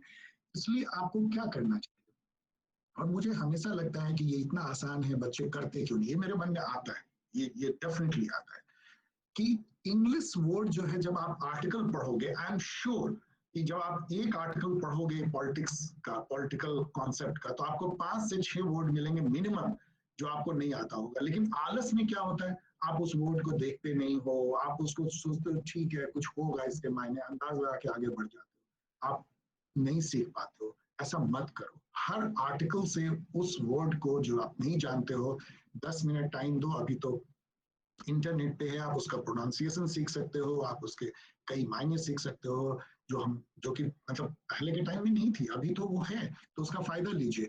और यदि एक वर्ड भी आपने एक दिन में सीखा, जिसको अच्छा वर्ड बोलते हैं, तो आप 1000 वर्ड 3 साल में सीख सकते हो, और इतना ही काफी होगा आपको इंडिया के किसी भी कंपटीशन में compete करने के लिए। टेक माई वर्ड, चाहे आप जीमैट करना चाहो तो फॉरेन की है, चाहे आप जीआरई करना चाहो, या आप टोफेल करना चाहो जो आपको फॉरेन एडमिशन के लिए जरूरी है, या आप इंडिया में एलआईसी का एग्जाम दो, चाहे स्टाफ सिलेक्शन कमीशन का दो, आपको हर जगह वो 1000 वर्ड से ही काम हो जाएगा। Do it. Second, develop general awareness. ये केवल जरूरी नहीं है कि आप जो है पढ़े जा रहे हो पॉलिटिकल साइंस सोचोगे कि आप जॉब रेडी हो जाओगे। नो, आपको सिचुएशनल अवेयरनेस जनरेट करनी है। आपको इसका एक एग्जांपल मैं क्रिकेट से देता हूं। आपको पता है कि धोनी इतना ग्रेट जो है चैंपियन प्लेयर बने, उनको कई लोगों ने पूछा कि आपकी सबसे बड़ी खासियत क्या है, उनका कहना था सिचुएशनल अवेयरनेस। ये सिचुएशनल अवेयरनेस क्या होता है, वही आपको डेवलप करना है। सिचुएशनल अवेयरनेस का मतलब एक स्टूडेंट के लिए क्या होता है, उसका मायने ये होता है कि दुनिया में क्या हो रहा है उसको पता है। उसके लिए कोई ये नहीं है कि अरे ऑस्कर किसने जीता, इस बार का विंबलडन टेनिस किसने जीता, वो पढ़ नहीं रहा है, वो उसको रट नहीं रहा है। ये कुछ नहीं है, ये तो बेवकूफी है मेरे हिसाब से। इस तरह से आप एग्जामिनेशन में नहीं जा सकते। आपको ऐसा होना पड़ेगा कि आपको खुद ही पता चले, ऑस्कर देख लेते हैं, अच्छा इस बार का ये हुआ, ओके, और इस बार का नोबेल प्राइज किसको मिला है, किस लिए मिला है, थोड़ा पढ़ लिए। अच्छा कोई एक इवेंट हुआ, अभी 2+2 टॉक हो रही है, अच्छा मालाबार जो एक्सरसाइज हो रही है, ये क्या होता है, एपिक की बैठक हो रही है, ये क्या होती है, अभी नाटो ने कहाँ पे चढ़ाई कर दी, नाटो में कौन सा मेंबर आ गया। ये सारी चीजें जो है दुनिया में लगातार हो रही है, एवरीडे हो रही है। आपको अवेयर होना है और इस तरह से इनग्रेन करना है कि वो आपको अलग से कोई मैगजीन खरीद के कॉम्पिटिटिव मैगजीन पढ़ने की जरूरत ना पड़े। इसके लिए क्या क्या जरूरी है कि आप अच्छे जो है एडिटोरियल अभी भी आपको ऑनलाइन पढ़ सकते हो, आपको कोई ऑफलाइन की जरूरत नहीं है। कोई फ्री भी बहुत सारे पेपर है, फ्री पढ़ लो, कुछ मैगजीन के कुछ पेपर का सब्सक्रिप्शन ले लीजिए, बहुत कम है। और न्यूज आर्टिकल, यहाँ पेपर में, न्यूज पेपर में यहाँ पे एडिटोरियल होती है लेफ्ट साइड, और यहाँ पे एडिटोरियल आर्टिकल होती है, यहाँ पे कुछ और लेटर उटर होते हैं एडिटर को। ये आर्टिकल बहुत इंपॉर्टेंट होता है, इसको पढ़िए, इसको पढ़िए और क्रिटिकली पढ़िए। ये नहीं कि किसी ने कह दिया, अभी मान लीजिए वैक्सीन प्रॉब्लम, और किसी ने कह दिया थर्ड थर्ड जो पैंडेमिक की जो आएगी वेव, उसके बारे में लिख दिया, और आप उसको पढ़ के जस्ट एज इट इज नहीं उसको करना है, क्रिटिकली उसको एनालाइज कीजिए, दोस्तों से डिस्कस कीजिए, डिबेट कीजिए इंपॉर्टेंट इश्यूज पे, इवेंट पे, फिर ग्रुप बांट करके नए टूल को यूज कीजिए। देखिए मैं अभी फील कर रहा हूँ कि सबसे ज्यादा न्यूज ट्विटर पे सबसे पहले आती है। ट्विटर के मेंबर बन जाइए, ट्विटर 5 मिनट लगता है, वहां जाके इधर उधर की बातें नहीं करनी है, वहां जाके ट्रॉल नहीं करनी है, किसी को गलत बातें नहीं करनी है। आप ऑब्जर्व कीजिए, केवल न्यूज सुनिए, वहां पे सबसे पहले न्यूज आता है। आपको ऑस्कर मिले, चाहे कोई गेम हो, चाहे ईपीएल हो, फुटबॉल हो, क्रिकेट हो, ट्विटर से न्यूज पढ़िए, ऑनलाइन न्यूज पढ़िए, बहुत जल्द आता है। ऑनलाइन जनरल स्टडीज क्लासेस बहुत सारे हैं यूट्यूब पे एंड अदर्स, उसको पढ़िए उसमें जहां आपको अच्छा लगता है। एंड लॉजिकल, ये तो हो गई। यदि आप ये करेंगे तो आप ऐसे ही जीके के लिए अवेयर हो जाएंगे, बिना कुछ किए हुए 3 साल में आप जीके आपको एक इनग्रेन हो जाएगा। आप इसलिए नहीं करेंगे कि आपको कंपटीशन देना, इसलिए करेंगे कि आप अपना मुंह खोल सकें, आप एक अवेयर पर्सन बन सकें, और उससे आप जॉब रेडी हो जाएंगे। देन इंडिया में एक और है कि लॉजिकल रीजनिंग पूछते हैं, वर्बल नॉन वर्बल दोनों। पता नहीं क्यों पूछते हैं, क्या मीनिंग है, एनी बेस पे मैं कमेंट नहीं कर रहा हूँ, लेकिन ये इतना आसान है। आप जो RS अग्रवाल की बुक है या और भी बुक हैं बाजार में, आप खरीद लीजिए। मुझे लगता है वो 8th क्लास के बच्चे के लिए, मेरे अनुसार से तो आप लोग उसके लिए बड़े हो गए हैं, लेकिन फिर भी बैठ के कुछ कर लीजिए। इसके बाद क्या पैटर्न होगा, क्या नंबर होगा, बहुत आसान है। केवल लेकिन प्रैक्टिस की जरूरत है। आप प्रैक्टिस नहीं करेंगे तो आपको नहीं होगा। अब उसको एकदम बिल्कुल फन की तरह कीजिए। ग्रुप में बैठ जाइए, बोलिए कि कौन सबसे पहले करता है, कौन सबसे ज्यादा सही करता है, कुछ चॉकलेट टॉफी का अवार्ड कर दीजिए, और इससे आपका जो है वो जॉब रेडी आप होंगे। एंड फाइनली जो मैं कह रहा हूँ, जो सबसे लीस्ट इंपॉर्टेंट है, कि यदि आपको फॉरेन यूनिवर्सिटीज में एडमिशन लेनी है या आपको एकेडमिक्स में जाना है, तो आपको 8 CGPA एंड अबव है तो अच्छा है। वैसे उसके बाद भी लोग गए हैं, जा सकते हैं, लेकिन वहां पे जरूरत पड़ती है इन 2 जगह पे। बाकी जॉब के लिए कोई जरूरत नहीं पड़ती। आप 5 CGPA में भी आपको अच्छी जॉब मिल सकता है, मैनेजमेंट में जा सकते हैं। तो ये है, इसके लिए कोशिश कीजिए। यदि होता है तो ठीक है, नहीं होता ठीक। मेरे लिए सबसे इंपॉर्टेंट ये है, सबसे लीस्ट इंपॉर्टेंट ये है। So this is the way you can make yourself job ready. और टेक माय वर्ड, यदि आप ये करते हैं तो आपको जॉब के लिए नहीं सोचना होगा। आप हंसते खेलते हर कंपटीशन compete करेंगे, आपको जॉब मिलेगी।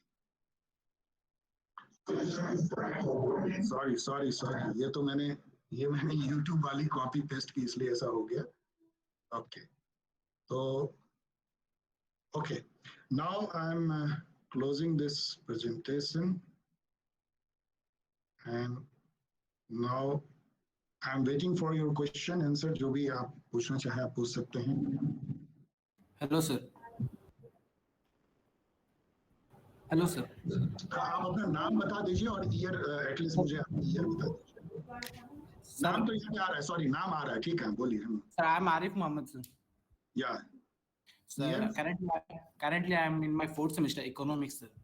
इकोनॉमिक्स, ओके, अच्छा, इकोनॉमिक्स के भी स्टूडेंट हैं इसमें, ओके, राइट। हम लोग एक दोस्त ने शेयर किया तो ज्वाइन कर लिया।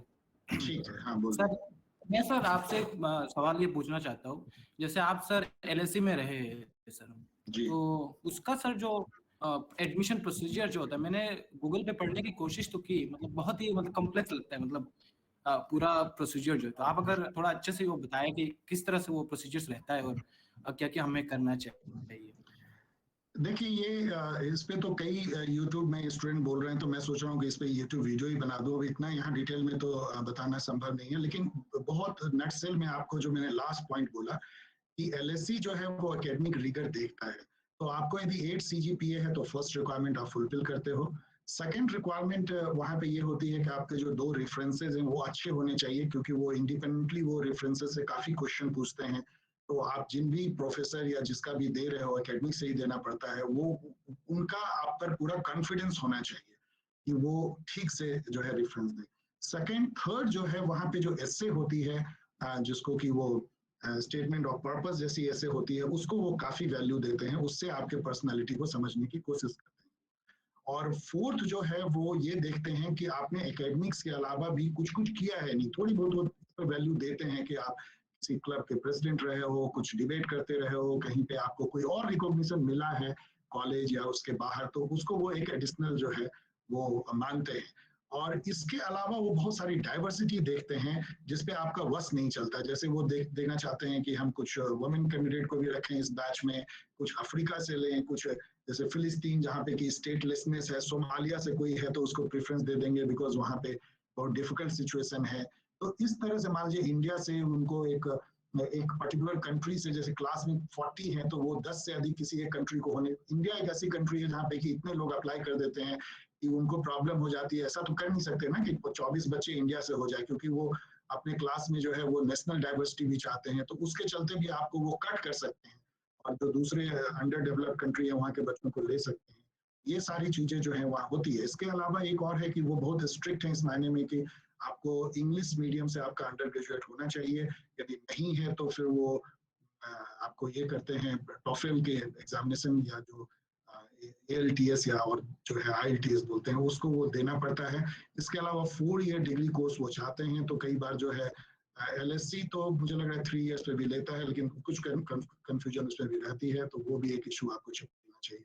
तो दिस ऑल आर स्टेप। उसके अलावा जो आप उसमें अप्लाई करते हैं वो बहुत स्ट्रेट फॉरवर्ड है। आपको काफी समय पहले जो है वो एप्लीकेशन विंडो खुल जाती है। आप इन सबको अप्लाई करके अपने रेफरेंसेस दे करके देन आपको करीब 6 to 8 वीक वेट करना होता है। मेरी सलाह सभी को ये रहती है कि आप एक कॉलेज में अप्लाई ना करें, क्योंकि ये बहुत लॉटरी जैसी है, जो क्योंकि वो डाइवर्सिटी और उसके चलते वहाँ पे इंग्लैंड में यदि आपको पढ़नी है तो आप 8-10 यूनिवर्सिटी में कीजिए। वहाँ बहुत अच्छे अच्छे और यूनिवर्सिटीज हैं जो कि आसपास हैं, लंदन से दूर में हैं लेकिन बहुत अच्छे हैं, तो उन सब में कीजिए। यूरोप में भी कीजिए, कहीं ना कहीं आपका हो जाएगा यदि आपके CGPA ठीक है। यदि आपका CGPA बहुत अच्छा नहीं है तो फिर आपको को करिकुलर एक्टिविटी में काफी कुछ दिखाना होगा, तभी होगा, क्योंकि वो एकेडमिक रिगर को देखते हैं। तो ये यहाँ पे थोड़ी next question. All right, sir. Let's not make it very chaotic. I'll be asking the questions from the audience. First question we have is from Mr. Hamza. उन्होंने पूछा है, what does class mean in Marxist theory? Class Marxist theory में तो बहुत ही straight forward है कि class जो है वो इकोनॉमिक हैव और हैव नॉट को वो क्लास बोलते हैं, या समझ लीजिए कि जिनके की इकोनॉमिक इंटरेस्ट जिसके सेम हो, या इकोनॉमिक स्टेटस जिनका सेम हो, जिनकी मटेरियल कंडीशन एक जैसी हो। आप इसको ऐसे कह सकते हैं मार्क्सिस्ट व्यू में कि जिनका जो मीन्स ऑफ प्रोडक्शन को ओन नहीं करते हैं वो एक क्लास है, क्योंकि उनकी मटेरियल कंडीशन जो है वो पोवर्टी की है, जिसको बोलते हैं हैव नॉट्स की है। उनका कंट्रोल नहीं है फोर्सेस ऑफ प्रोडक्शन पे या मीन्स ऑफ प्रोडक्शन पे। और एक जो हैव्स हैं जो कि कंट्रोल करते हैं means and forces of production, वो क्लास है। तो क्लास जो है एक तरह का इकोनॉमिक कैटेगराइजेशन है ऑन द बेसिस ऑफ कि रिसोर्स पे जो है, जो प्रोडक्टिव रिसोर्सेज हैं उस पर आपका कितना कब्जा है। Okay, next. Next question that we have is from Ms. Janvi. उन्होंने पूछा है, in political science we studied different principles, different rules and regulations as well, but there is no practical use of those principles in today's scenario. So how could we, what should we do to improve our political structures? नहीं, ये मुझे लग रहा है कि ये question definitely मेरे video के पहले का, मतलब मेरे अभी टॉक के पहले का होगा, क्योंकि मैंने इस पे पूरा डिस्कस किया है। मैंने बताया है कि जो वर्ल्ड ऑफ थ्योरी है वो वर्ल्ड ऑफ प्रैक्टिस से डिफरेंट है। तो उनका यही क्वेश्चन है कि वर्ल्ड ऑफ प्रैक्टिस में जो होता दिखता है वो वर्ल्ड ऑफ थ्योरी से मैच नहीं करता, तो हम क्या करें। तो मैंने बताया है कि दोनों दुनिया अलग है। जो एकेडमिक्स की दुनिया है, थ्योरी की दुनिया है, वो अलग है, और जो प्रैक्टिस की दुनिया है वो अलग है। क्यों अलग है मैंने पूरा एक्सप्लेन किया है। आप क्या कर सकते हैं मैंने ये भी बताया है कि आप ट्रांसफॉर्मेशनल रोल जो है, you can play transformational role in your own little way wherever you are right now, in your class, in your university, later on in your workplace, in your family, in your friendship, in your kinship. You can play a transformative role by always highlighting and promoting positive politics and undermining and a kind of mitigating the effect of negative politics that you can play. Yeah. All right. So next question that we have is from Mr. Shahad Ahmed. He has asked, is political science the study of functioning of government, or it can help people to be a good politician or leader? No, one of the definition of politics is whatever concerns state or whatever pertain to state is politics. State means what? State means a political community which is sovereign, having a territory, a border, recognition, and it has a government. So sometimes we interchange government with the state. Both are not same. Of course, they are very different. The state is permanent, government is temporary. But it is a study of a state and government in a very limited sense. In my view, it is a negative view or negative meaning of politics. It is not only a study of government. Just like, for example, I will give this pandemic. We have seen that government is not enough to deal with pandemic. Unless the community come forward, the scientists, the doctor community, the global organization, a kind of governance is required instead of government in today's world where the problems are beyond the capacity of any individual government or governments. Next question. Yeah, Shad, you want to say something? No problem. Sir, I am a student of economics. नहीं, एक second, रुक जाओ, ये रिदा जो है वो coordinate कर रही हैं, तो आप इनके थ्रू पूछोगे, थोड़ा चैनलाइज नहीं होगी? रिदा, आर यू ओके कि शायद डायरेक्टली पूछूं? No problem, no issue, sir. You can ask. You can go ahead. हाँ, बोलिए शायद, please go on. Sir, I am a student of economics. Sir, I am studying political science as my subsidiary subject, sir. Okay. Sir पहले sir मैं अपने आप को जैसे एक पॉलिटिकल टाइप का कहता था कि इन चीज़ों में इंटरेस्ट नहीं था सर। फिर न्यूज़ वगैरह में जब इंटरेस्ट लगा तो sir I develop an immense interest in political science since last year sir. Sir मुझे मतलब हर चीज़ों को एनालाइज करने का एक अपना तरीका है सर। मतलब मैं अपने तरीके से सब चीज़ों को समझता हूँ, बहुत ज़्यादा एक्टिव हूँ सर पॉलिटिकल इशूज सब में सर। सर लेकिन जब मैं जैसे गवर्नमेंट को या अथॉरिटीज को कोसता हूँ कि ये गलत होगा, यहाँ ये गलत, लेकिन जब मैं अपने दिमाग में सोचता हूँ इसका सॉल्यूशन क्या है सर, मैं वो नहीं खोज पाता हूँ सर। मतलब तो इसका कोई अप्रोच सर? इतना कोई स्ट्रेट फॉरवर्ड तो मैं नहीं कर सकता हूँ, because see, don't feel bad if you are not able to search solution. यदि आप सॉल्यूशन नहीं खोज पाते हो, क्योंकि यदि आप सॉल्यूशन खोज पाते तो फिर कोई प्रॉब्लम ही नहीं थी। इतना आसान तो जीवन होता नहीं है, और जो पॉलिटिकल इश्यूज होते हैं उनके कोई बहुत फिक्स सॉल्यूशन होते नहीं है। इनफैक्ट सॉल्यूशन तो दूर की बात है, आपको प्रॉब्लम पता नहीं होता कि किस चीज का आप सॉल्यूशन ढूंढ रहे हो। आप समझो इसको, यहाँ सोशल साइंस में या जीवन में जिसको सोशल लाइफ बोलते हैं, उसमें प्रॉब्लम एक बहुत बड़ी होती है कि प्रॉब्लम इटसेल्फ जो है वो फजी होता है, मींस कि वो अनडिफाइंड होता है। तो हम एक ही साथ प्रॉब्लम भी समझने की कोशिश करते हैं और उसका सॉल्यूशन भी ढूंढते हैं, इसलिए ये कभी परफेक्ट नहीं होता है।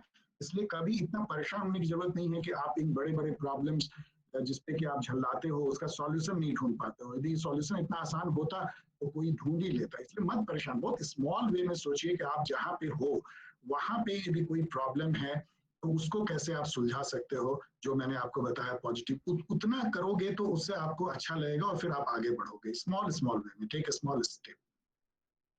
अपने फैमिली में दूर करो, छोटी छोटी यदि कॉन्फ्लिक्ट होती है फैमिली में, हर फैमिली में रिसोर्सेज को लेके, पावर को लेके, बंटवारे को लेके, वैल्यूज को लेके डिफरेंसेस होते हैं, उसको दूर करो। उस अपने क्लासरूम में दूर करो, कॉलेज में दूर करो, फिर आप देखोगे कि आप ग्रो कर रहे हो, आप सॉल्यूशन दे पा रहे हो। Okay. Yes, sir. Mohammed, sir, fourth semester. In political science, we see the normative approach. But sir, in which sir we should, yeah, we ought to. But sir, sometimes we come to see such type of situation and environment in which we get disturbed, and sir we are not able to manage that and cope up with that situation. So sir, how can we overcome that? No, you need to face the situation as it is. There is no normativism as far as real life situation is concerned. Again, just think about what I told you, that normativism dominate the world of theory. वो बस किताबों में है नॉर्मेटिविज्म। जब आप real life में जाते हो नॉर्मेटिविज्म उड़ जाती है हवा में। वहां नॉर्मेटिविज्म नहीं चलती है, वहां रियलिज्म चलती है। वहां पे जो है आपको जो है वो आपको सच्चाई से टकराना है। तो वहां पे आपको यदि कोप अप आप नहीं कर पा रहे हो तो इट मीन्स कि मेंटली और फिजिकली आप स्ट्रांग नहीं हो पाए। वही तो मैं आपको कह रहा हूं कि आपको लाइफ के चैलेंजेस के लिए, लाइफ आपको इतनी स्ट्रेस देगा, इतने सिचुएशन में आपको लाएगा जहां पे कि आप चकरा जाओगे। तो वो लाइफ का इमोशनल और फिजिकल दोनों स्ट्रेस को जब तक कि आप मजबूत नहीं हो आप नहीं झेल पाओगे। आप देखो कि सुशांत सिंह राजपूत एक 34 साल का इतना सक्सेसफुल आदमी, कैसा उसका बॉडी था, कितना हैंडसम था, वैसा कितने मतलब बच्चे ऐसे हो पाते हैं, मतलब या यंग यूथ हो पाते हैं। वो क्यों जो है अपनी कोई इमोशनल जो है वो उसमें स्ट्रेंथ नहीं थी, नहीं कर पाया। और किसी में जो है फिजिकल स्ट्रेंथ नहीं होती है तो वो ब्रिलियंट होने पे भी आपने हॉकिंस को देखा कैसे कुर्सी पे बेचारे जो है वो बंधे रहते थे, इतने बड़े साइंटिस्ट। तो दोनों ही जो स्ट्रेंथ है आपको लाना पड़ेगा, आपको इमोशनल आपको कोप अप करना पड़ेगा। कोप अप करने का मतलब क्या होता है, यू नीड टू इनैक्ट, जो रियलिटी है उसको अडॉप्ट करना, उसको अडैप्ट करना, अपने को उसके लिए ढालना, उसके अनुसार से जो है चलना और उससे ही रास्ता निकालना। यही तो लाइफ है। लाइफ है क्या और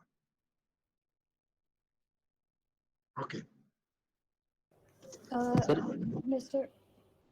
Okay. Yeah, Rita. Yeah. Yes.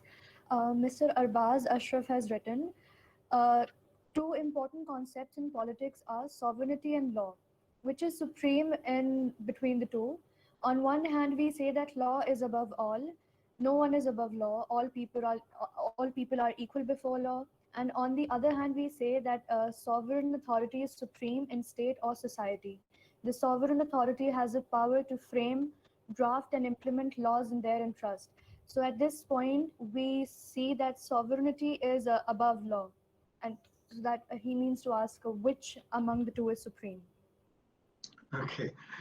Uh, See, these are debatable. First, I'd like to say that there is no fixed meaning of sovereignty. Sovereignty itself is a highly contested concept. What is meant by sovereignty? If you go by Hobbes' definition, what kind of sovereignty he said, and now in globalized world, what kind of sovereignty we are talking about? uh, this Westphalia gave another kind of sovereignty definition and all. Sovereignty is what? You are sovereign. यदि आप पे किसी का काबू नहीं है तो आप sovereign हो. That's all. Sovereignty का ये meaning है. और political sovereignty का क्या meaning है कि एक political community है, वो उसके ऊपर किसी का will नहीं चलता. वो अपने will से वो जो है political community decision लेती है. किसी के उसके ऊपर किसी का विल नहीं चलने का मायने क्या है कि कोई और जो पीपल या कम्युनिटी है उसका विल नहीं चल रहा है, और क्या है? और तो कुछ नहीं है. तो सॉवरेनिटी जो है वो एक पॉलिटिकल कम्युनिटी की फीचर है, इंडिपेंडेंस की, ऑटोनॉमी की, अपना विल को खुद एग्जर्ट करने की. और लॉ क्या है? ये सबसे अच्छा इसका एग्जांपल इमैनुअल कांत का है या रूसो का है, जो कहते हैं कि लॉ जो है उस पॉलिटिकल कम्युनिटी के जनरल विल को जो है वो दर्शाती है. जो वो पॉलिटिकल कम्युनिटी मिल करके जो एक पब्लिक इंटरेस्ट में, नॉट इन प्राइवेट इंटरेस्ट, जिसको रियल विल रूसो ने कहा, यदि वो पब्लिक इंटरेस्ट में मिल करके और एक कंसेंसस से या कभी कभार मेजोरिटी से भी जो वो बनाते हैं रूल, वो लॉ होता है. सो लॉ जो है वो एक पॉलिटिकल कम्युनिटी के जनरल विल को दर्शाता है. उसके ऊपर कोई सॉवरेन नहीं है. इसीलिए जो लॉ एक पॉलिटिकल कम्युनिटी देती है जो खुद सॉवरेन है, तो उसका बनाया हुआ लॉ भी सॉवरेन होता है. और वो लॉ चूंकि पॉलिटिकल कम्युनिटी के मेंबर ने खुद अपने आप को दिया है, तो उसको फॉलो करने में वो कोई किसी दूसरे के विल को फॉलो नहीं कर रहे, वो अपने ही ट्रू विल को फॉलो कर रहे हैं. इसलिए वो पॉजिटिवली फ्री है. रूसो या कांत का यही कहना है.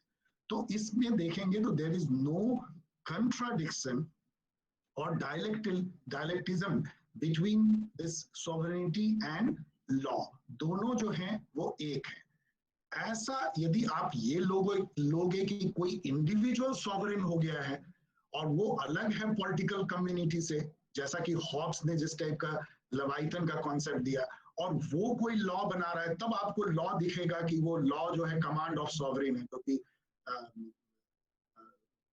ऑस्टिन परहैप्स ऑस्टिन ने कहा, मे बी मेमोरी से बोल रहा हूँ, एक बहुत फेमस है कि law is the command of the sovereign.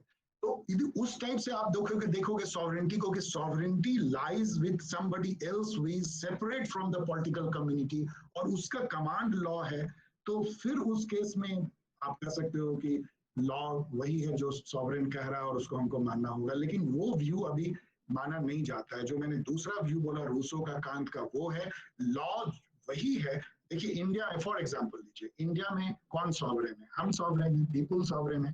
हमारी सॉवरेनिटी जो है वो कौन रिप्रेजेंट करता है? हमारी सॉवरेनिटी हमारे रिप्रेजेंटेटिव रिप्रेजेंट करते हैं पार्लियामेंट में. इसका मतलब पार्लियामेंट जो है हमारी सॉवरेनिटी को रिप्रेजेंट करता है. लॉ कौन बनाता है? पार्लियामेंट बनाता है. इसका मतलब लॉ किसके विल को दर्शाता है? हम पीपल के विल को दर्शाता है. यदि हम उस लॉ को फॉलो करते हैं तो हम अपने खुद को फॉलो करते हैं. तो यहाँ कोई डायकोटमी नहीं है या कंट्राडिक्शन नहीं है कि सॉवरेनिटी और law. Okay, next. Next question we have is from Mr. Chahate. He has written, we confine the usage of the term politics to the institutions and activities falling in the public domain, and therefore the object of our faith and worship, the content of our education, art and culture, etc., does not properly belong to the public sphere. But in the current scenario of politics, in many countries, we see the state is regulating the private spheres of human life. What's your view on this? See, there is a big debate since the time of Plato and Aristotle that whether politics is only confined to public domain or it goes beyond that and comes into the private domain also. You may be aware that the feminist thinkers were first to raise this issue that personal is political. And thereafter, it is now an accepted view among the modern thinkers that private, there is nothing like public and private domain as far as politics is concerned. Politics is everywhere. Politics is in family, politics is in church, politics is in temple, in gurdwara, in mosque, in religion, in sports, even in friendship. Even two bosom friends, they interact in the context of politics, interest and power, if I may say, the one view of politics. So my view is that I also accept that view that there is nothing like public and private domain. There is no separation between, there is no wall, private or public. The public domain affects the private and private domain makes the public. So both intermingle as far as politics is concerned, because what definition I have given, if definition like politics is power, or politics is conflict, or politics is conflict resolution, conflict is co-creation, working in concert, all can be applied to private domain as well. So there is no wall. Thank you, sir. Next question we have is from Ms. Afreen. She has asked, how do we measure a country's political stability with reference to its political system? Okay. Political system, see, you should understand what is meant by political system. Then you can understand the political stability. Political system is all the component of politics, like the political parties, the political culture, the institutions and parliament and all activities or entities. They interact with each other, make an entire whole, like an organic whole. And they are a self-sustaining kind of entity which interact with the environment, from where they take input, the political system processes it and throw out the output. The input to the political system in the form of consent and demand. Consent means political obligation. People obey the laws and all, and they raise their demand. And the output of the political system is in terms of law and public policies and all. So, or authoritative allocation of values and others. So this is the political system. It's a kind of black box concept. Don't look into inside that black box. You just see this, there is a political system. The stability of the political system depends how resilient the political system is to the change. And if the political system is able to continuously adapt to its environment, with the changing environment, it does not break, then it is stable. As far as the question is that how far political stability depend on political system, it is not that the political system itself help or do anything else. Though the political, any system concept is a status quoist, means the system is always resilient, like our body is a system, a bond is a system. So whenever there is a change, you just see that how our body try to adapt. Even in this pandemic age, our body is fighting a lot to the new enemy. When weather changes, our body try to change. Many things in our body change with the weather and the climate. That is called acclimatization. So system always try to adapt to the change. And that's why it is normally resilient and it is stable. But in itself, public system, a political system does not say anything that whether it will be stable or not. There are many factors which make it stable or not. Okay. Next question we have is from Mr. Arif Muhammad. He has written how to understand the transitional period in political landscape. For example, post 2014 period in Indian politics, rise of Trump, etc., etc. I mean, what variables to focus on and what to ignore, given the fact that isolating one variable becomes very difficult. And he has further asked how to navigate his reading of the vast repository of sources. Pardon, last line? He has asked how to navigate his reading of the vast repository of resources. Okay. See, in the first part of your question, what I could understand correctly, that you are seeing a kind of change in narrative of politics post 2014. If you say 2014, then it is in context of India, because Trump came in 2016. He also went in 2020. So for 4 years, he was there. In India, of course, there is a regime change in 2014, which is still continuing at central level. Uh, if you say that you are seeing a transition, yes, it is a transition. As I told you that Easton says that politics is authoritative allocation of value. So, of course, this new regime is having certain value, political value, what is right, what is wrong, what is culture, uh, how it should be protected, what is the concept of nation. Uh, these all values they possess. Each party possesses. I tell you, Congress had some values. If you see the spectrum of political parties I have taught you, then you can see that the BJP is centered to right. So it's a kind of conservative in culture, just like Conservative Party in Britain or the Republican Party in USA is like that, or the Christian Democrat in Germany and others.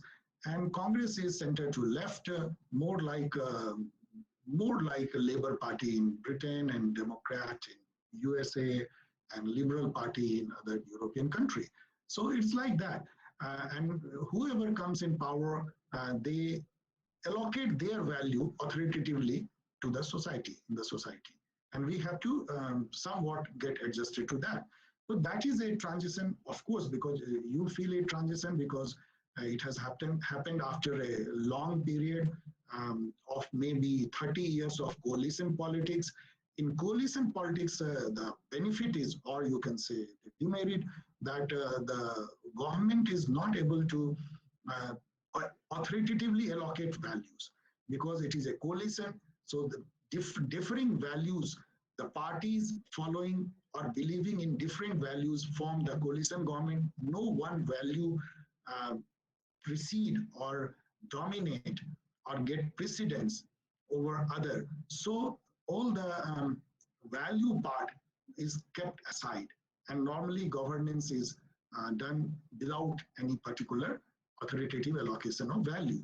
But when a majority party makes a government or majority party government, then definitely values come into play. So that is if you see that a transition phase, then yes, that is a transition phase, and all we need to adjust to that. That much I can tell.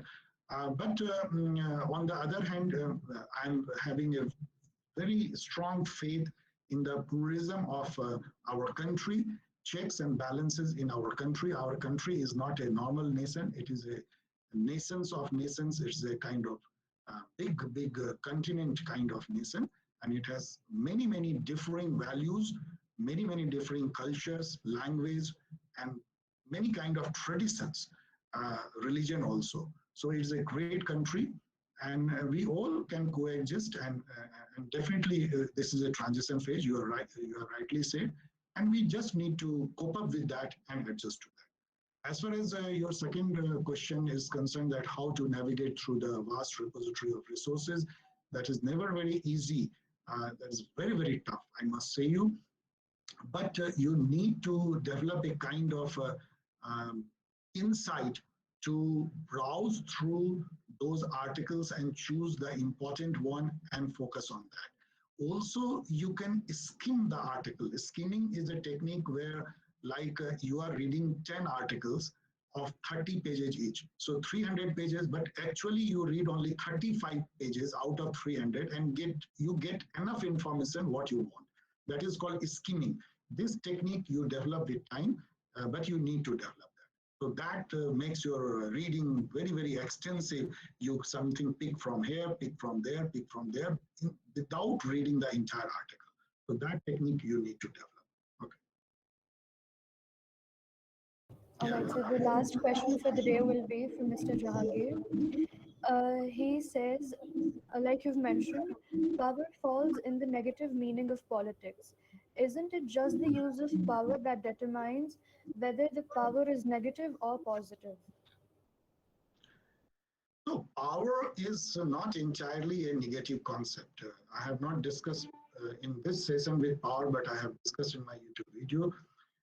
Power itself can be categorized as positive and negative power. As Dahl say, Robert Dahl, that power of A over B is that A can influence B to do something against his will. That is a negative view of power. मैं आपको कुछ ऐसा करने को विवश कर सकता हूं जो आप नहीं करना चाहते हो, ये पावर का जनरल मीनिंग। लेकिन जो दूसरा मीनिंग पावर का है वो भी उतना ही इंपॉर्टेंट है, जो हाना आर्डन ने दिया, जो सीबी मैकफर्सन ने दिया, कि पावर जो है वो को क्रिएशन है। जैसे अभी हम लोग पावरफुल काम कर रहे हैं, हम लोग 40-50 लोग मिलके हम डिस्कोर्स कर रहे हैं, हम समझने की कोशिश कर रहे हैं, हम नॉलेज शेयर कर रहे हैं, ये पावर है, ये पावर ऑफ क्रिएशन है, को क्रिएशन। एक पावर देखिए क्या है, कैसे जो है सभी लोगों ने मिलकर, मैंने बताया कितने लोग इसमें आए, तो वैक्सीन 12 महीने में बन गया। साइंटिस्ट कम्युनिटी से लेके कॉर्पोरेट वर्ल्ड से लेके banking system, INGOs, IGOs, national governments, और वैक्सीन बन गया। इसको पावर कहते हैं, ये भी पावर है। तो power itself has got positive and negative connotation. यदि आप पावर के नेगेटिव मीनिंग से पॉलिटिक्स को जोड़ोगे कि पॉलिटिक्स वो पावर है, तो नेगेटिव पॉलिटिक्स होगी। पॉजिटिव पावर से यदि आप पॉलिटिक्स को जोड़ोगे तो आप positive politics. All right, so just one last question. This is from Mr. Haroon. If one wishes to pursue research in future, what should one prefer in masters, political science or international relations? There are courses like PISM or other studies. Sorry, sir, just a minute. There are courses like PISM or other studies offered by JNU. What do you think one interested in research should do? Go with any one of them or opt political science? The benefit of choosing political science is that one can get some more time to strengthen his base, the theory, the thought, the ideology. What's your view on this? See, of course, as I told you, that every subject has got an instrumental value and an intrinsic value. Definitely, if you choose PISM or that kind of subject, international relation, area studies and all, those have got more instrumental value. It can land you some good opportunity as far as job is concerned. But if you want to do research, then my view, take core political science, because 3 years is a very, very less time to understand politics. See, the engineering student in India study minimum 4 years. Minimum, I tell you, because now they are also studying 5 to 6 years. Masters के पहले कोई कुछ नहीं करते. और medical के student minimum 6 साल पढ़ रहे हैं. लॉ के स्टूडेंट मिनिमम 5 years पढ़ते हैं मिनिमम. तो आप 3 years में आपको नहीं पढ़ना है. मेरी ये बात, मैं अच्छा हुआ कि मैं यहाँ बोल रहा हूँ, मैं आपको ये कह रहा हूँ कि कोई भी पॉलिटिकल साइंस लेता है 12वीं क्लास के बाद, 18 साल का स्टूडेंट, तो उसको जो है 24 years तक मिनिमम जो है कमिट करना है एकेडमिक्स को, मिनिमम. तो आपको पॉलिटिकल साइंस पढ़िए. Masters should be the minimum level, जिसके बाद कि आपको सोचना चाहिए कि अब मुझे क्या करना है लाइफ में. उसके बाद मैनेजमेंट करना है या कंपटीशन देना है या मुझे PhD करनी है, उसके पहले नहीं सोचना है. 3 साल के बाद, मतलब 21 year में नहीं सोचना है कि मुझे जॉब करना है. ना आप जॉब रेडी उसके लिए होते हो और ना आपको करना चाहिए. देन जो क्वेश्चन था उसका जवाब तो मैंने अभी तक दे ही दिया है कि मेरे अनुसार से if you want to pursue PhD or research, then go for core political science, not for PISM or international relation. Though those subjects have more instrumental value. यदि आपको जॉब करना है, एकेडमिक्स में नहीं जाना है, तो बेहतर है कि वो सब सब्जेक्ट लीजिए, पब्लिक एडमिनिस्ट्रेशन, पब्लिक पॉलिसी, वो सब. All right, so thank you so very much. It has definitely been a very fruitful session, and I guess all of us have taken immense inspiration from you. Now, I would like to invite Erat to give her vote of thanks. John F. Kennedy said, as we express our gratitude, we must never forget that the highest appreciation is not to utter words, but to live by them. Good evening, beautiful people. I, Irat Bhatt, on behalf of Political Science Club, deem it as a great honor and privilege to propose a vote of thanks to our honorable chief guest, and want to express my heartfelt gratitude and thanks to the chief guest. We highly appreciate you for accepting our invitation and taking some time out of your busy schedule. Thank you so much, sir. It means a lot, and we look forward to many such events with you. I would like to take this moment and thank the all panel members who make such webinars possible because of their hard work. So thank you to each one of you. Last but definitely not the least, I present my vote of thanks to all the lovely audience who were so patient and kind. Thank you, this would have not been possible without you. I once again thank all of you. Hope to have your presence in the next webinars as well. Till the next time, stay safe and stay healthy. Thank you. Okay, dear students, thank you. And sorry for not able to, but चलो ठीक है. Finally जो है मैं आप लोगों को एक wish कर देता हूँ. Okay, चलो bye and thank you. And wish you all very good luck. Be safe and keep safe. Keep your family safe. Be happy. And see you in my YouTube video. Bye.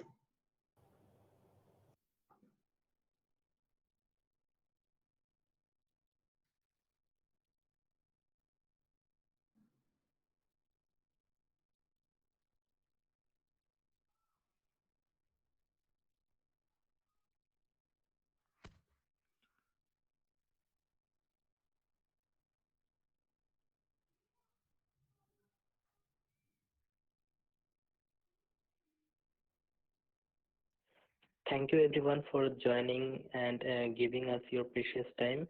Now, except the club members, all other audience can leave. Thank you everyone.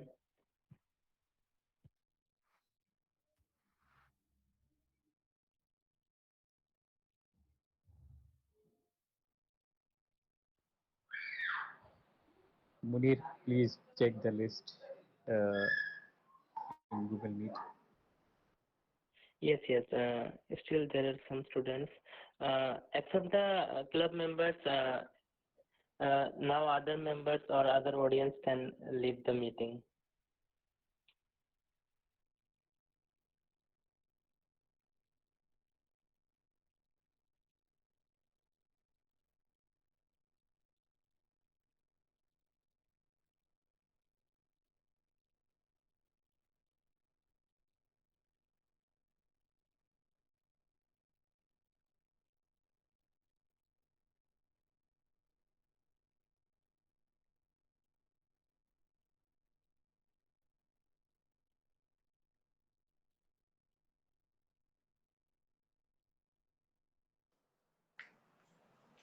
क्या अभी भी है?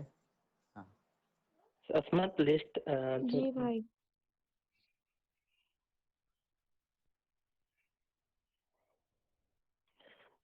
Samrin Rajput, you can leave now.